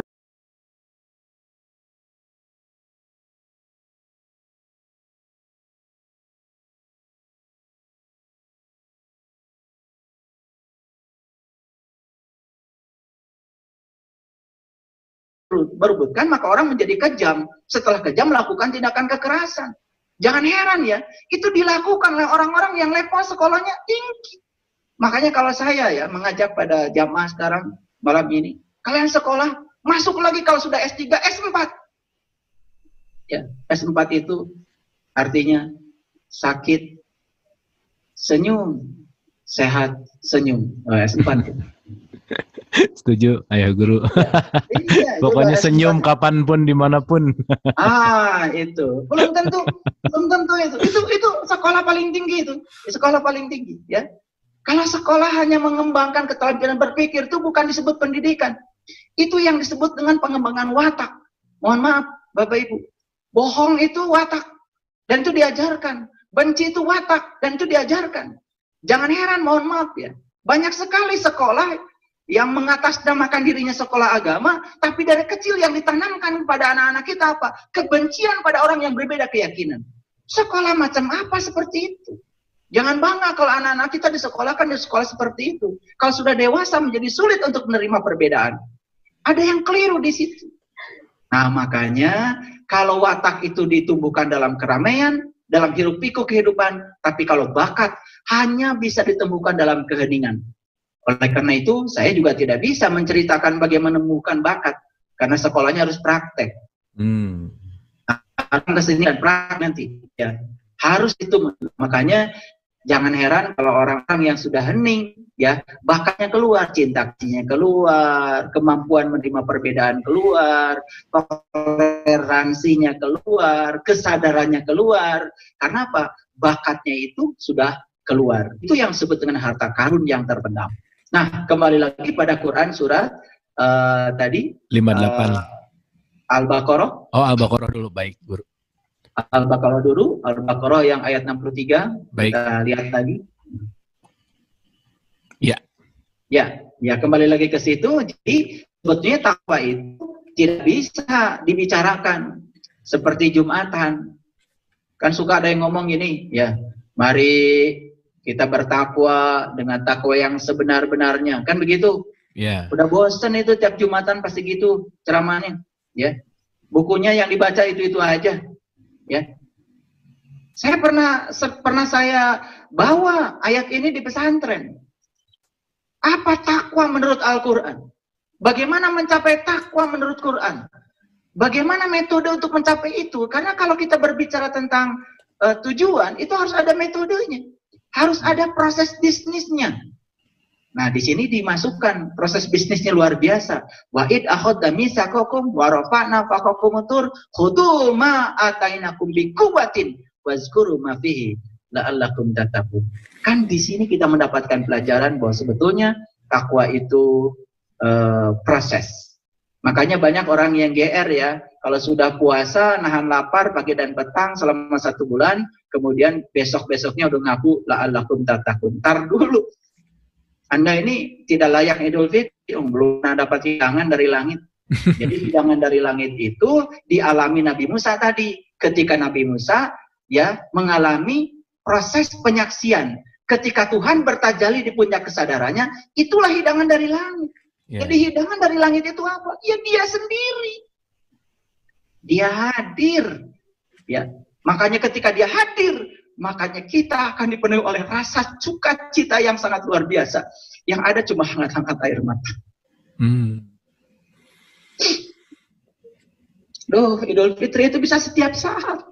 Kalau tahu ilmunya, tahu caranya. Jadi makanya saya tidak pernah ya ngasih ceramah ya. Kita berpisah dengan Ramadan. Halo, nggak ngerti Ramadan itu apa. Cuma ngertinya bulan 9 aja. Ya. Jadi Ramadan itu kalau kita lihat sebagai struktur bulan dalam tahun Hijriah, itu kan bulan ke-9, bulan ke-7-nya Rajab, bulan ke-8-nya Sya'ban, bulan ke-9-nya adalah Ramadan. Ramadan itu artinya adalah penghangusan. Ya, kenapa disebut Ramadan? Karena ya setiap kali datang bulan Ramadan, di sana itu di Jazirah Arab selalu musim panas. Karena itu bulan ke-9. Makanya Ramadan itu disebutnya adalah pembakaran, kan gitu. Apa yang mau dibakar oleh kita? Yang dibakar itu kebodohan kita, ketololan kita. Makanya saya setuju dengan Charlie Chaplin. Beliau mengatakan bahwa hari terbuka adalah hari di mana hari itu tidak ada tertawa. Makanya belajar spiritual itu harus menimbulkan dopamin dan endorfin. Jadi kalau kita belajar spiritual cuma pahala dan siksa, kita akannya belajar adrenalin. Makanya lihat ya, orang yang sudah belajar agama, hanya diajarin surga dan neraka, habis ngaji itu keriting semua ya, wajahnya mengerikan. Ya. Masih kalah orang yang belajar nyanyi ya. Kurang nyanyi, makanya kalau saya bawa murid-murid saya itu karaokean ya, biar banyak nyanyi lah. Luar biasa. Harus nyanyi ya, spiritual itu harus kegembiraan. Nah, terutama tertawa mentertawakan diri kita sendiri. Karena kita ini terlalu banyak mentertawakan orang lain. Ya makanya Charlie Chaplin itu menurut saya sih udah tinggi ma'rifatnya. Makanya beliau mengatakan, hari yang terbuang adalah hari di mana hari itu tidak tertawa. Setuju sekali. Profesor Rami mengatakan di laboratorium bioteknologi di Jepang, bahwa gen itu dulu menurut para ahli bioteknologi tidak bisa diubah katanya. Dan Profesor Kazuo Murakami dalam sebuah jurnalnya yang terindeks Scopus mengatakan dengan berani bahwa sebetulnya gen itu bisa diubah dengan apa? Dengan senyum dan doa. Keren itu. Itu ngomongnya bukan di musola. Ya, di lab ya Pak ya. Di lab bioteknologi. Ini yang ngomong saintis. Berarti kan udah ada risetnya. Betul. Makanya jangan heran kalau psikologi dengan fisiologi, psikologi dengan biologi kalau dulu bertabrakan, sekarang tidak lagi. Proses evolusi fisik harus diiringi dengan proses evolusi jiwa. Nah, oleh karena itu, khusus untuk para pejalan yang malam ini ikut mendengarkan saya bicara, nih para pejalan, saya ingatkan kalian harus betul-betul punya jalan. Namanya juga pejalan, masa nggak punya jalan? Gitu? Yang kedua harus tahu petunjuk jalan. Yang ketiga harus ada penuntun jalan. Yang keempat pastikan kendaraannya apa. Kendaraannya jangan reyot ya, jangan mogok-mogokan. Yang kelima pastikan sopirnya siapa. Yang keenam pastikan penumpangnya yang mana. Yang ketujuh pastikan tujuannya mau kemana. Jadi agama itu kalau bagi saya adalah jalan. Jadi kalau ada agama berbeda-beda, ada jalan berbeda-beda, biarkan saja, kan sudah terbukti mereka juga mengantarkan para pendahulunya sampai ke tujuan. Kita sendiri yang ribut. Luar biasa. Jadi agama itu jalan. Tugas Anda adalah tekun di jalan Anda, jangan mikirin jalan orang. Ya karena Anda sibuk mikirin jalan orang dan menganggap jalan Anda yang terbaik, lalu Anda nggak nyampe-nyampe. Orang udah pergi kemana, udah nyampe di gunung, Anda masih ngutak-ngutuk aja di tempat Anda sendiri. Itulah. Kalau agama itu jalan, maka yang kedua, kalau ingin bagus jalannya, harus ada petunjuk jalan. Disitulah hadir kitab suci. Maka setiap jalan menyediakan kitab suci, petunjuk jalan.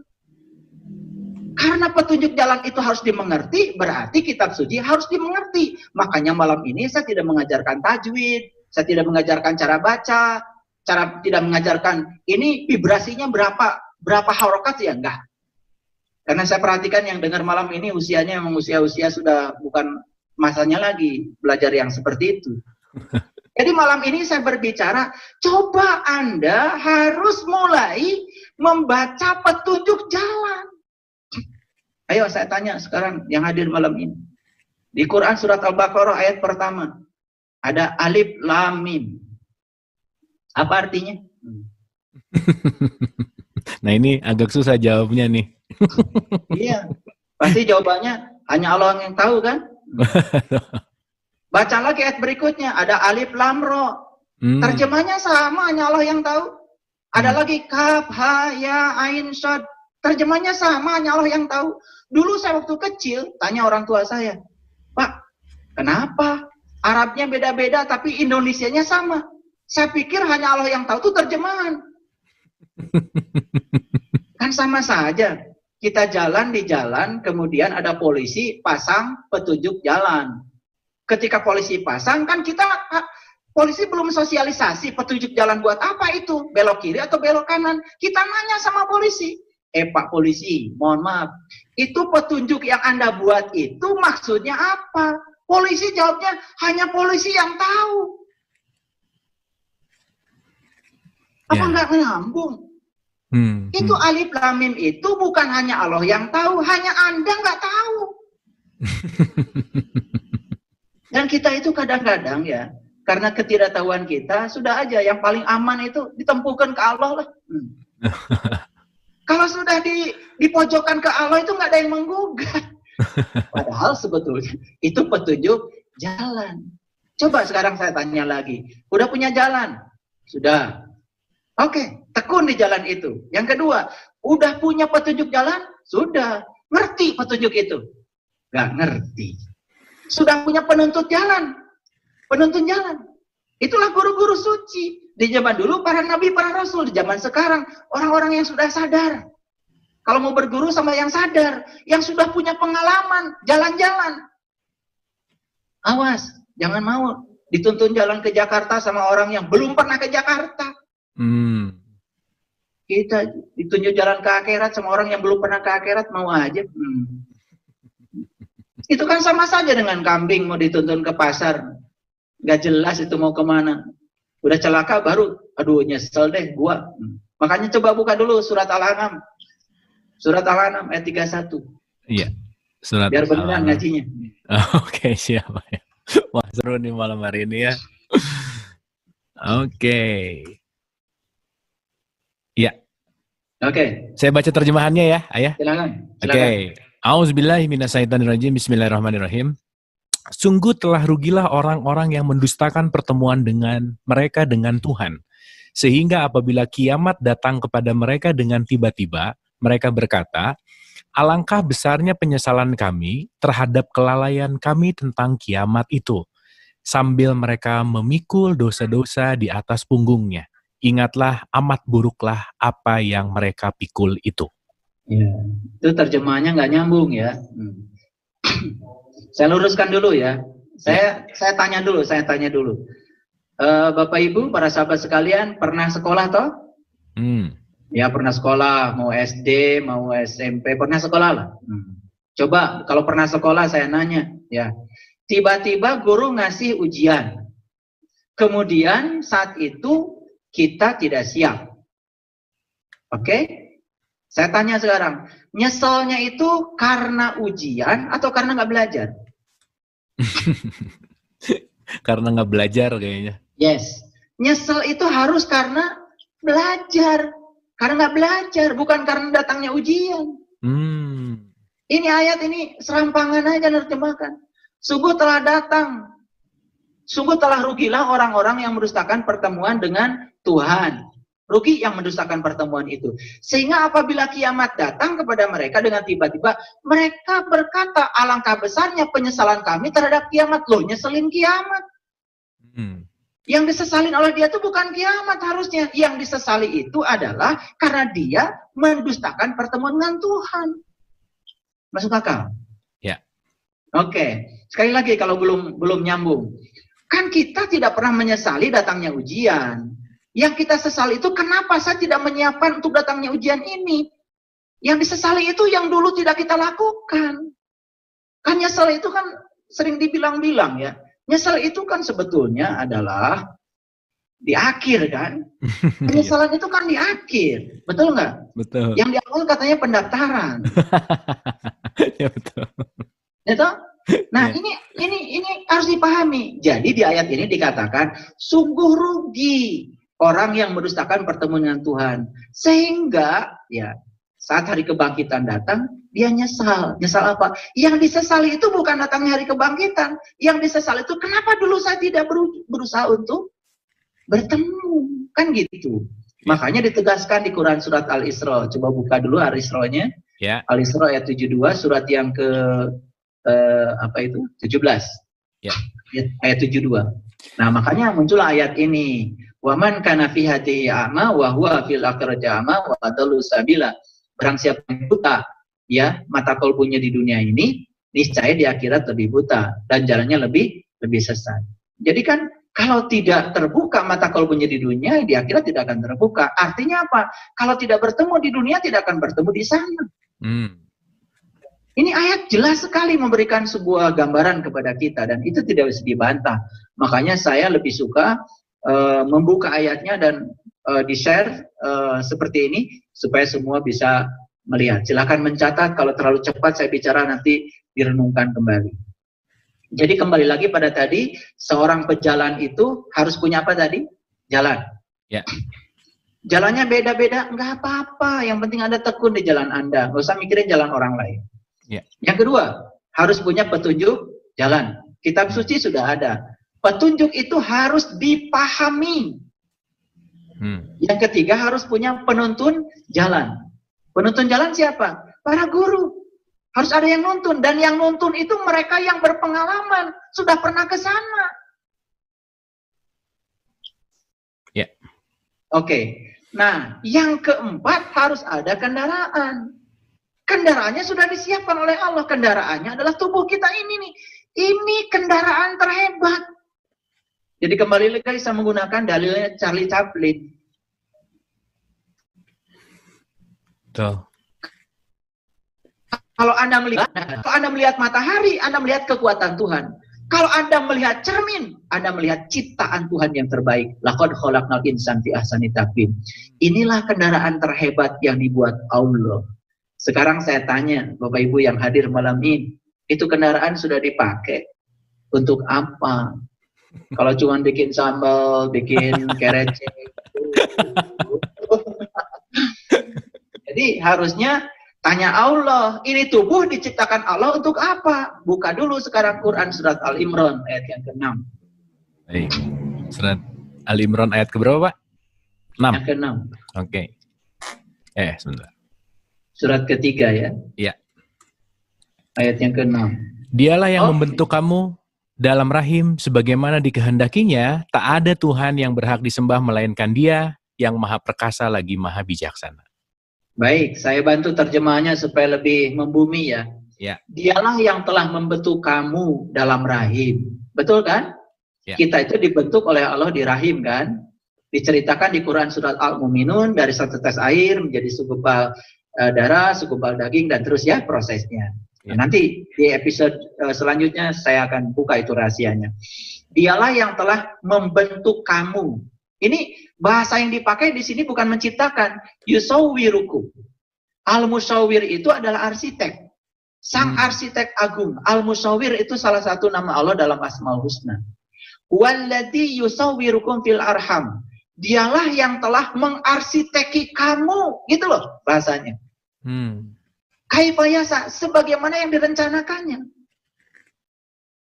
Jadi pernah nggak Bapak Ibu bertanya, kenapa jari-jari saya kok bentuknya seperti ini? Kenapa kok antara jempol dengan telunjuk beda jaraknya dengan telunjuk dengan jari tengah? Pernah nanya nggak? Kenapa jari saya tidak sama panjang? Nanya nggak? Nggak pernah nanya, makanya tidak pernah ada jawaban. Padahal di sini dikatakan, dialah Allah, sang arsitek agung, arsitekmu, yusawirukum fil arham, kaibai, yang telah membentuk tubuhmu sebagaimana yang dia rencanakan. Jadi Allah tuh menciptakan tubuh kita seperti ini itu ada rencana. Makanya kalau kita mau gunakan tubuh, tanya dulu rencana beliau apa untuk tangan saya, apa untuk mata saya, apa untuk telinga saya. Jangan sembarangan itu digunakan oleh kita. Clear sampai sini? Ya. Nah, jangan-jangan kita ini ya sudah beli mobil, tetapi manual cara menggunakan mobil gak diikuti. Harusnya diisi Pertamax, diisinya premium. Harusnya diisi bensin, diisinya solar. Asal masuk aja, akan terjadi rusak. Makanya banyak yang rusak sekarang tubuhnya. Bukan sekedar rusak tubuhnya, rusak juga jiwanya, rusak juga pikirannya. Nah, makanya kerusakan fisik, kata Profesor Kazuo Murakami, itu berasal dari kerusakan jiwa dan pikiran. Dan kerusakan fisik itu ditentukan oleh kerusakan jiwa dan pikiran itu 75%. Makanya mohon maaf ya, para sahabat sekalian, para sahabat sekarang ini ya masih sedang seperti ini. Jadi ibarat pohon yang daunnya kering dan malam ini baru saya sirami daunnya aja. Padahal masalahnya bukan di daun, masalahnya kan di akar. Ya, akar. Saya belum kasih solusi buat akarnya, belum. Harus ketemu. Ini saya siram-siram aja dulu supaya nggak terlalu kering lah. Sebetulnya ini nggak tepat sasaran. Ini saya akui aja ya, biar jadi jangan udah malam ini ikut ngaji dengan saya, tadi disanjung-sanjung, alhamdulillah karena karma kita baik, malam ini bisa gabung di keluarga spiritual yang bernama Dialog Positif ini, kemudian merasa paling spiritual, jangan, belum apa-apa. Saya ini sekarang sedang menyirami daun yang kering sebetulnya, ya, supaya nggak tambah kering disiramin. Sebetulnya masalahnya di akar dan di pohon. Belum saya sentuh itu. Waduh. Belum saya sentuh. Baik. Dilanjutkan sedikit. Jadi, dialah yang telah membentuk kamu sebagaimana yang dia rencanakan. Jadi dari ujung rambut sampai ujung kaki itu sebetulnya itu semua adalah rahasia untuk menemui dia. Makanya laqad khalaqnal insan fi ahsani taqwim. Makanya di Quran surat An-Naba, di Quran surat Al-Mu'minun banyak sekali ya petunjuk tentang bagaimana menggunakan tubuh ini. Makanya ketika kita sudah bisa menggunakan tubuh sebagai kendaraan, lalu kita baca doa. Subhanalladzi sakhkhara lana hadza wa ma kunna lahu muqrinin wa inna ila rabbina lamunqalibun. Sayang sekali itu doa ketika naik haji atau umroh, dipakai doa naik bis. Itu nggak ngerti. Jadi asbabun nuzulnya nggak ngerti. Itu turunnya ayat itu di mana? Ketika kita sudah mampu menggunakan kendaraan ini untuk mengantarkan penumpangnya kepada Tuhan, baru kita doa. Subhanalladzi sakhkhara lana hadza wa ma kunna lahu muqrinin wa inna ila rabbina lamunqalibun, kan di situ. Dengan kendaraan ini aku bisa mengembalikan pulang sang jiwa kepadamu. Kan begitu. Luar biasa ya. Jadi naik bis ya ayah ya. Jadi naik bis. Makanya saya kalau ada mutawib bimbing doa itu saya bilang, alah lu. Ngerti nggak itu dari Quran surat apa? Nggak tahu itu.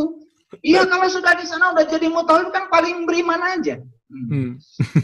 Apalagi ngajarin kita, dianggap kita tuh nggak tahu agama apa-apalah. Ya karena dianggapnya kalau dia udah tinggal di Arab lama kan sudah jadi Arab. Kita lanjutkan dulu. Jadi itu doa naik kendaraan. Paham ya?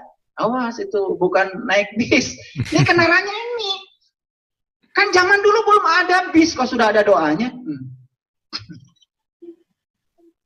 Ini sudah ada dulu. Nah, makanya kalau sudah ketemu kendaraannya, bagaimana cara mengendarai kendaraan ini? Makanya kita harus mencari sopir. Siapa pikirnya? Nih sopirnya nih. Pikiran kita nih sopir. Pikiran kita. Tetapi yang namanya sopir itu tidak boleh menentukan rute semaunya dia. Tanya penumpangnya. Siapa penumpangnya? Penumpangnya adalah jiwa kita. Makanya sang benih semesta ini sedang mencari cara untuk menjadi induknya agar menyatu dengan kesatuan ilahi. Itulah manunggaling kaulalan Gusti. Jangan kalah sama ikan salmon. Ikan salmon sudah mengebara ke lautan ribuan mil. Dia tahu dari mana dulu dilahirkan. Dia pulang ya ke tempat. Dia mati di tempat di mana dulu dilahirkan. Seperti penyu. Penyu juga sama. Sudah kemana-mana dia tahu di mana dulu dilahirkan. Di mana telur itu dulu disemaikan oleh ibunya. Tidak salah. Semut pun tahu jalan pulang. Kenapa? Karena sebelum mereka pergi, mereka meninggalkan jejak-jejak untuk pulang. Pertanyaan bagi Bapak Ibu sekalian, apa sih jejak-jejak kita untuk pulang? Apakah kita selama perjalanan sudah ketemu jejak-jejak untuk pulang? Jangan-jangan kita bingung, ntar mau pulang tidak ketemu jejaknya. Sudah kilometer banyak sekali kita tempuh, tapi kita tidak tahu jalan pulang. Oleh karena itu, maka biarkan pikiran ini, sang supir ini, banyak mendengar dari sang penumpang. Tanya penumpang, penumpang mau kemana? Gitu, bikin nyaman si penumpangnya. Ini malah sopirnya nggak mau pernah tanya penumpangnya. Apa yang terjadi? Bawa karap sorangan. Itulah terjadilah yang namanya perdebatan antara supir dengan penumpang. Nah, dalam cerita Bharatayuda, perang Mahabharata, itu disimbolkan dengan dialog antara Krishna dengan Arjuna. Jadi Arjuna itu pikiran, Krishna itu adalah jiwa. Itulah dialog antara pikiran dan jiwa. Makanya belajar hening cipta, belajar meditasi, nembah jati ke dalam diri, supaya kita bisa mendengarkan suara jiwa, agar pikiran ini menjadi pelayan yang terbaik. Barangkali itu dulu ya, prolognya dari saya. Saya lebih suka kalau banyak yang bertanya. Terima kasih. Assalamualaikum warahmatullahi wabarakatuh. Waalaikumsalam warahmatullahi wabarakatuh. Waduh, Ibu dan Bapak boleh tepuk tangan dulu ya. Luar biasa malam hari ini kita, pokoknya susah nafas aja ya. Very mind blowing. Indah sekali Ayah Guru Saiful Karim malam hari ini merangkaikan Ramadan gitu ya Ibu dan Bapak. Ini kalau saya catat nih luar biasa sekali gitu. Kemarin kita baru hari Pancasila gitu ya, dikaitkan Ramadan dengan Garuda Pancasila gitu. Dengan tadi 17/8-nya, dan itu bermakna sekali, di mana Idul Fitri tadi adalah suatu hidangan dari langit, di dalamnya ada janur, di dalamnya ada ketupat, dan semua adalah simbologi-simbologi yang pada dasarnya adalah mengembalikan kesadaran spiritual kita gitu. Tapi betul tadi, alangkah sayang sekali gitu kalau bahasa kerennya take it for granted gitu. Kalau kita hanya kalau kita hanya melaluinya hanya sebagai upacara begitu. Karena betul sekali yang akan membuat kita naik kelas bukan rajin upacaranya, tapi bisa menjalankan ujiannya. Gitulah kira-kira. Itu pesan yang saya terima luar biasa malam hari ini Pak Saiful Karim. Baik, Ibu dan Bapak, seperti biasa kita akan masuk sesi tanya jawab. Sesi tanya jawab bisa melalui chatting dan bisa melalui raise hand. Dan sudah ada satu pertanyaan yang datang, dan ini pertanyaannya menarik sekali, Pak Saiful Karim. Oke, pertanyaannya begini. Ini datang dari private gitu ya, jadi tidak perlu disampaikan katanya namanya. Pak Saiful Karim, ini ada pertanyaan begini. Sewaktu saya masih kerja, saya dan rekan saya orang asing, jadi ceritanya ada orang asing, bicara masalah Tuhan dan agama. Dia tanya seperti ini ke saya.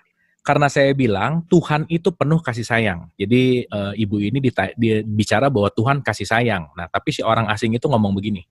Jika Tuhan itu memang penuh kasih sayang, kenapa dia membiarkan hal-hal buruk terjadi di dunia?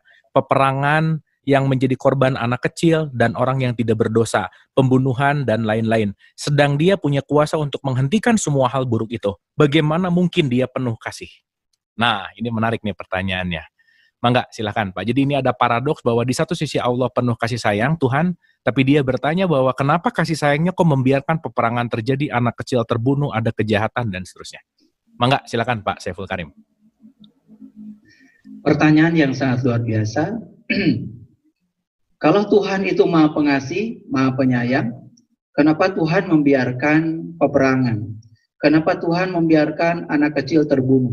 Dan lain-lain. Untuk menjawab pertanyaan ini, saya akan mulai dari sebuah pernyataan.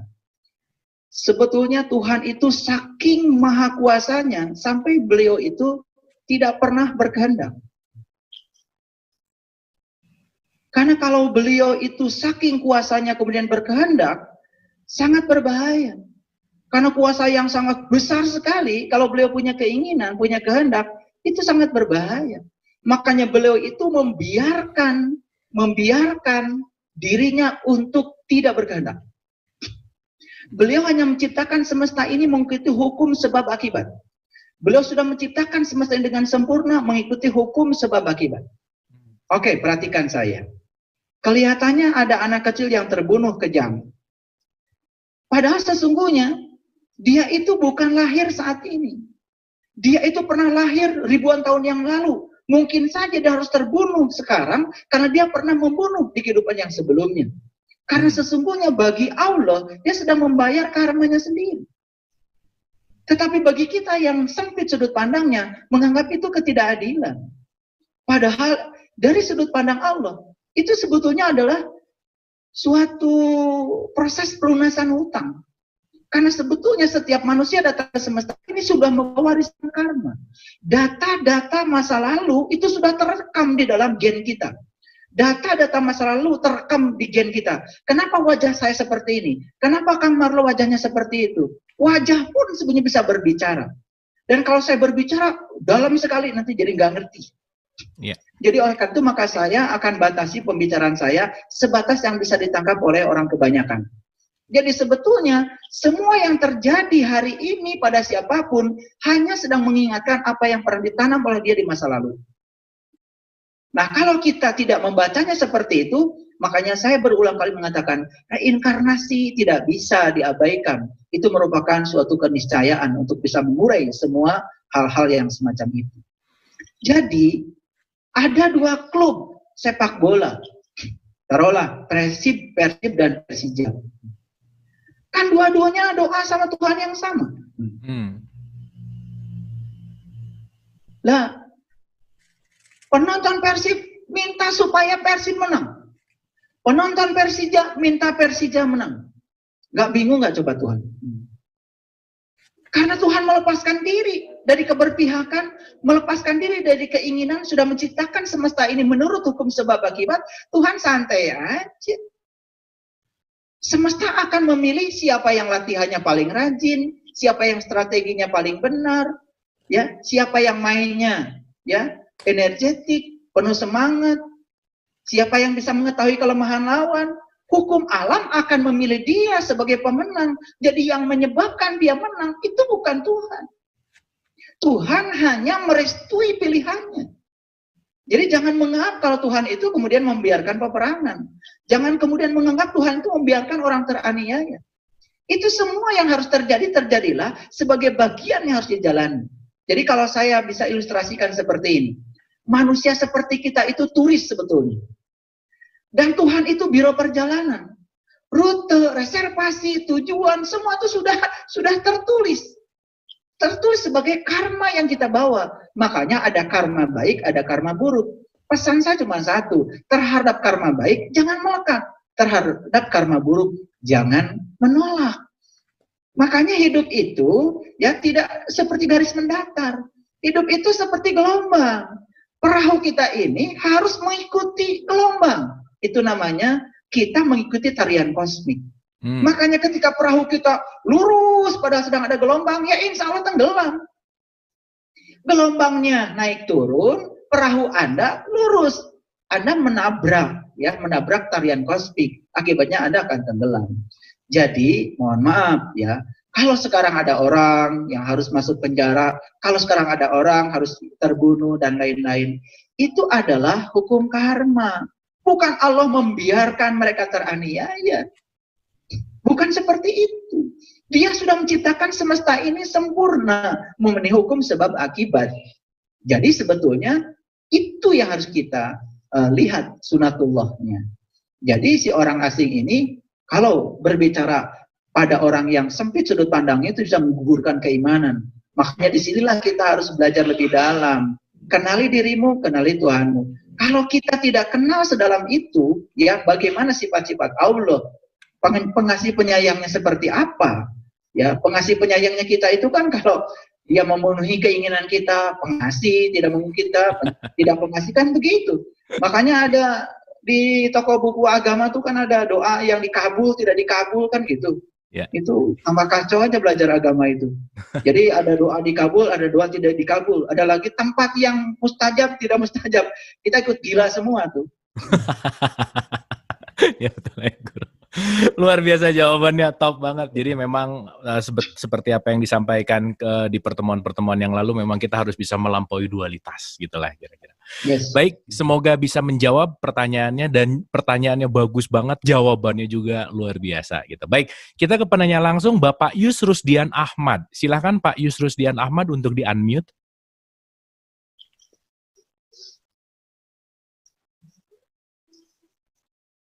Pak Yus, silakan. Oke. Ya, maaf, terima kasih. Terima kasih Bapak. Silakan Bapak. Iya, tadi saya memperhatikan soal pengalaman spiritual ya yang dialami Musa, Nabi Muhammad, dan lain-lain. Juga disinggung bahwa ternyata itu kita juga seharusnya mengalami seperti pengalaman spiritual itu. Nah, memang saya setuju bahwa itu suatu kebutuhan penyaksian diri itu. Masalahnya kan kita bagaimana bisa mengalami itu dan membedakannya. Kalau penyaksian oleh diri sendiri kan subjektif, kita merasa ganteng sendiri.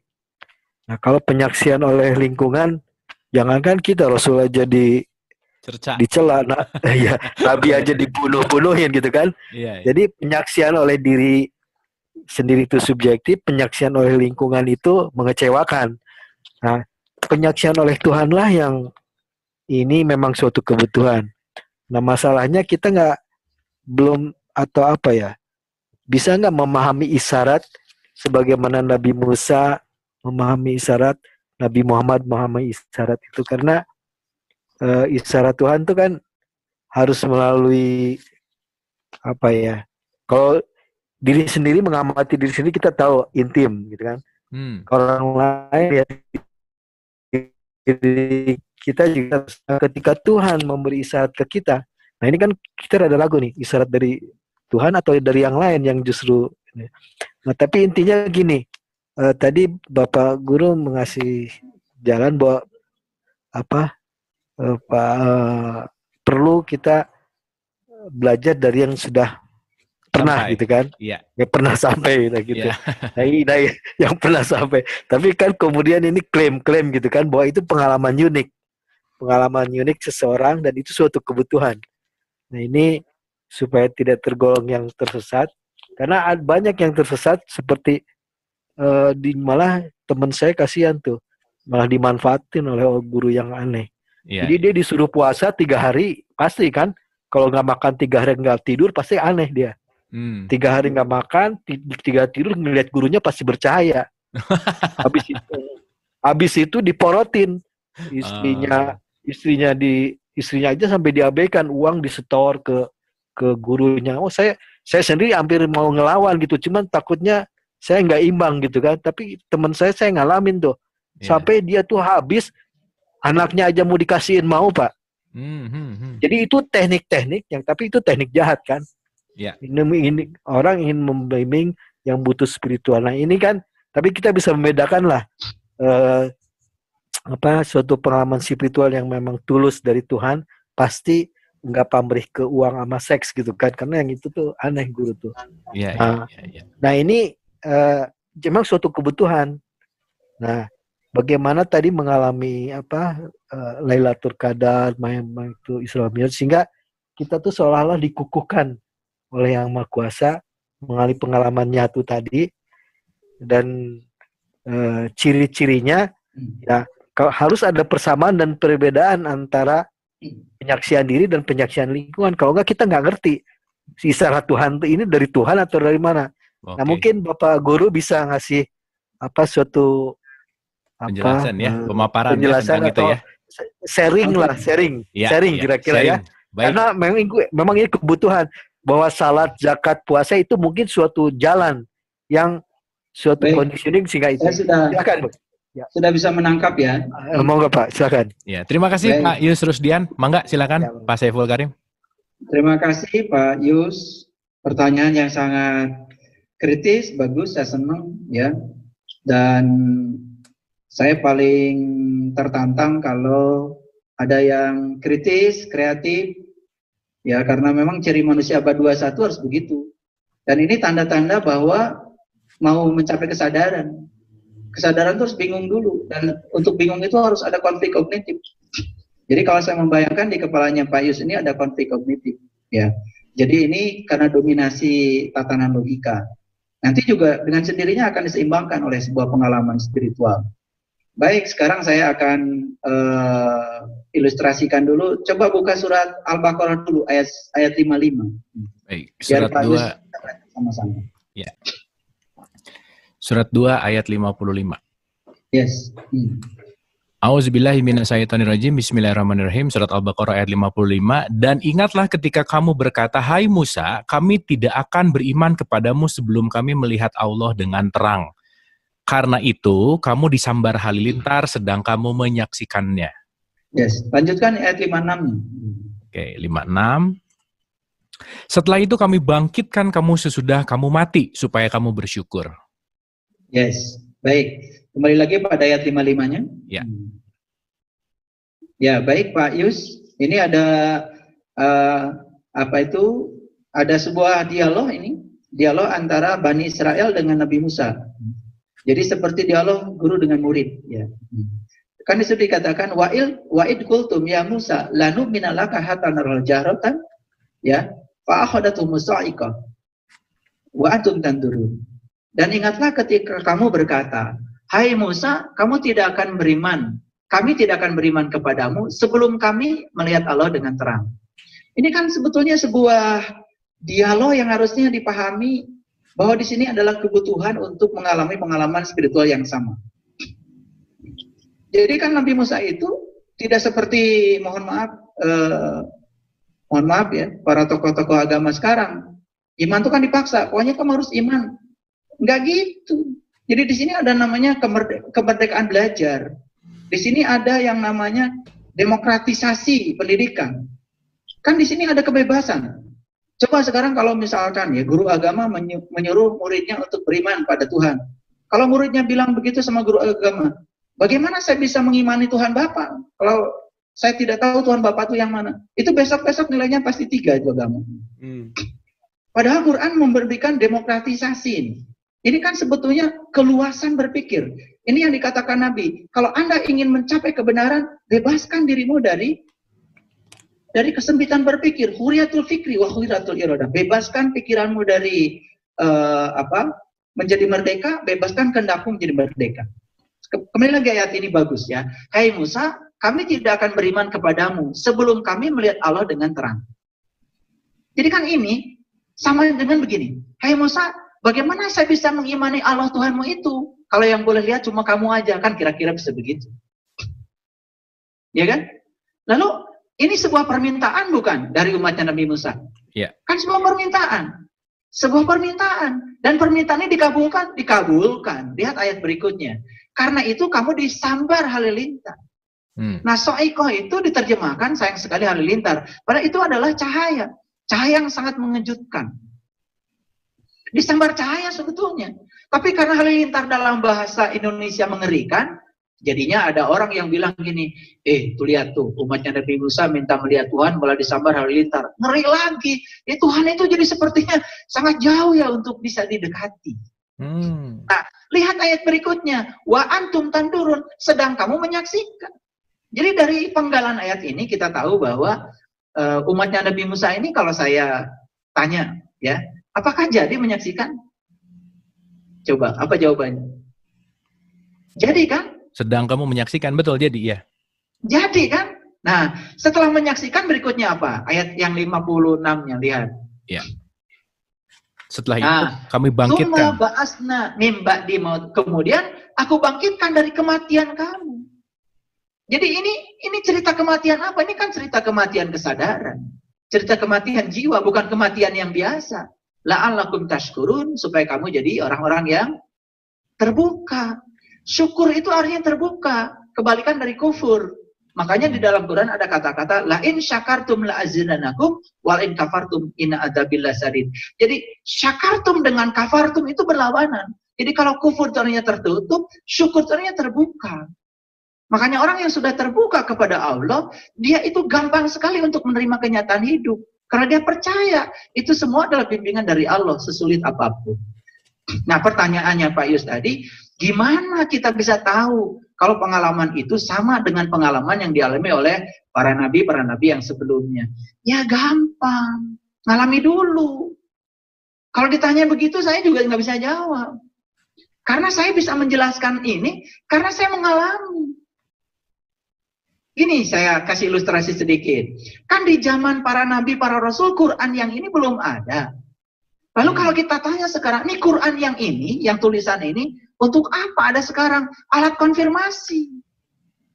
Jadi ketika kita dibimbing oleh seorang yang sudah mengerti, yang mewarisi ilmunya para nabi, para rasul, bagaimana kita tahu kalau apa yang dialami sama dengan dialami oleh mereka? Kita ketika membaca tulisan-tulisan ini jadi mengerti. Contoh yang tadi, Quran Surat Al-A'raf ayat 143. Ya. Kalau saya tidak mengalami, bagaimana saya bisa menjelaskan? Dan nanti pada titik tertentu Pak Yus akan mengalami sendiri kalau mau. Begitu mengalami, semua kata-kata itu menjadi tidak penting lagi. Yang ada itu, oh yes, dan perbedaan pendapat tidak akan terjadi. Perbedaan pendapat itu karena persepsi itu karena belum mengalami. Contoh, 2 orang belum makan garam, hanya pernah baca buku tentang garam. Kemudian seminar, pasti berdebat. Dua-duanya belum pernah makan garam. Yang pernah makan garam akan tertawa dengan perdebatan dia. Dia cuma menggunakan kata-kata tentang garam, yang garam itu rasa kemudian diilustrasikan dengan kata-kata. Jadi semua kata-kata Quran ini adalah ilustrasi tentang pengalaman yang dialami oleh mereka. Oleh karena itu belajar Quran jangan dibalik-balik. Kita belajar tulisan dulu, ngalaminya belakangan. Para nabi, para rasul itu ngalamin dulu, tulisannya nggak ada. Makanya bersisa sekarang tulisannya untuk apa? Alat konfirmasi, apakah pengalaman kita betul atau tidak. Jadi saya juga tidak berani mengatakan klaim-klaim seperti itu. Ya ada ilustrasi, ya guru spiritual yang perilakunya seperti itu, saya kira akal kita aja sudah mengatakan, ya. Kalau dia itu seorang guru spiritual kemudian mengajarkan kepada kita hal-hal yang membawa kesengsaraan, saya kira salah tuh belajar agama. Agama itu harus membebaskan. Agama itu harus membebaskan kita dari penjara, termasuk penjara kemiskinan, termasuk juga penjara kemelekatan. Harusnya itu menjadi orang yang bebas. Dan proses ini tidak bisa diiyakan malam ini. Kata-kata saya pun tidak bisa diiyakan malam ini. Ada proses yang harus dialami oleh Pak Yus, supaya Pak Yus bisa secara bertahap mengalami. Karena apa? Iman itu kan ada yang pertama ilmu yakin, di tingkat ilmu dulu. Berikutnya ainul yakin, di tingkat menyaksikan. Baru masuk pada hakul yakin, ya, di tingkat membenarkan. Puncaknya iman itu kan isbatul yakin. Jadi yakin itu karena dia sudah mengalami ketetapan. Bagaimana mengalami ketetapan kalau kita tidak mengalami sendiri? Nah, disitulah sebetulnya perlunya ya guru-guru yang berkesadaran yang hadir. Karena selama ini semua orang bebas-bebas aja membahas Quran suka-suka dia dari terminologi bahasa. Padahal bahasa itu ketika sudah diterjemahkan, terjemahannya itu kan bisa jadi sampah, tidak sesuai dengan yang aslinya. Apalagi kita tidak mengerti yang aslinya. Jadi saya kira itu Quran yang tertulis sekarang ini adalah alat konfirmasi apakah yang kita alami benar atau tidak. Baik. Luar biasa sekali Pak Saiful. Sedikit Pak, ini karena waktu kita udah mepet juga, ini juga berkaitan sama statement Bapak terakhir yang tadi bahwa ada yang bertanya gini kira-kira, Quran terjemahan bahasa Indonesia ini banyak yang sangat letterleks yang tidak bisa difahami secara luas gitu. Nah kira-kira apakah itu salah satu bagaimana orang membaca Quran letterleks jadi radikal misalkan, dan bagaimana kita mensikapi Quran yang terjemahannya itu seperti itu gitulah kira-kira. Mangga Pak Saiful Karim. Iya, makanya harus dibalik belajarnya. Jadi kita harus belajar Quran yang sejati dulu. Oke. Quran yang hakiki dulu. Makanya buka dulu sekarang Quran surat Al-Isra ayat 14. Oke, betul. Ini kuncinya 17-14 ya, sebentar. Yes. Oke. Bacalah kitabmu, cukuplah dirimu sendiri pada waktu ini sebagai penghisab terhadapmu. Yes. Ikro kita baka ya, betul. Iya. Jadi di sini kan perintahnya Iqra kitabaka. Yang disuruh baca itu kan bukan Quran yang ini. Di situ perintahnya bacalah kitabmu. Makanya kenapa kemudian Nabi Muhammad mengatakan man arofa nafsahu faqad arofa rabbahu. Siapa yang kenal dirinya maka baru akan kenal pada Tuhannya. Jadi membaca itu harus ke dalam. Nabi Muhammad, Nabi Musa, Nabi Isa, semua para leluhur kita itu membacanya nggak keluar, membaca ke dalam. Kalau membaca ke dalam jelas tidak menggunakan mata yang ini lagi. Karena mata ini suka bohong. Akan menggunakan mata yang murni yang disediakan Allah untuk membaca ke dalam. Disitulah perlu bimbingan seorang guru. Makanya jelas di situ kata-katanya Iqra kitabaka, bacalah kitabmu. Jadi yang dibaca itu kitabmu, bukan kitab yang lain. Nah, cukuplah itu sebagai juru hisabmu. Itu akan menjadi hisab. Hisab itu alat perhitungan. Alat perhitungan itu berarti pertimbangan untuk pertimbanganmu. Jadi itu jelas di Quran. Kita disuruh membaca kitab. Nah, sekarang pertanyaannya gimana cara kita membaca kitab kita? Nah, disitulah lagi-lagi harus ada seorang pembimbing. Jadi sebelum saya akhiri, coba buka dulu Quran surat Al-Ahzab. Surat ke-33 ya, ayat 21. Ini yang terakhir. Baik. Surat 33 ayat 21. Sungguh telah ada pada diri Rasulullah itu suri teladan yang baik bagimu, yaitu bagi orang yang mengharap rahmat Allah dan kedatangan hari kiamat, dan dia banyak menyebut Allah. Nah, itu terjemahannya lagi-lagi kan, membingungkan. Padahal bahasa Arabnya, sungguh telah ada pada diri Rasulullah. Rasulullah itu berarti utusan Allah. Ya utusan, bisa Rasul sebagai gelar, bisa Rasul sebagai fungsional. Artinya perannya kan.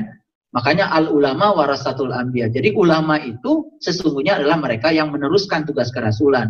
Gelarnya titik sampai Nabi Muhammad. Nggak penting lagi. Karena kalau ada yang ngaku Rasul sekarang itu kan udah kalah populer. Ya. Laqad kana lakum fi Rasulillah uswatun hasanah. Sesungguhnya bagi Anda sekalian, pada diri seorang utusan itu ada uswatun hasanah. Nah ini udah dibatasi. Uswatun hasanah itu tentang apa? Liman kana yarjullah.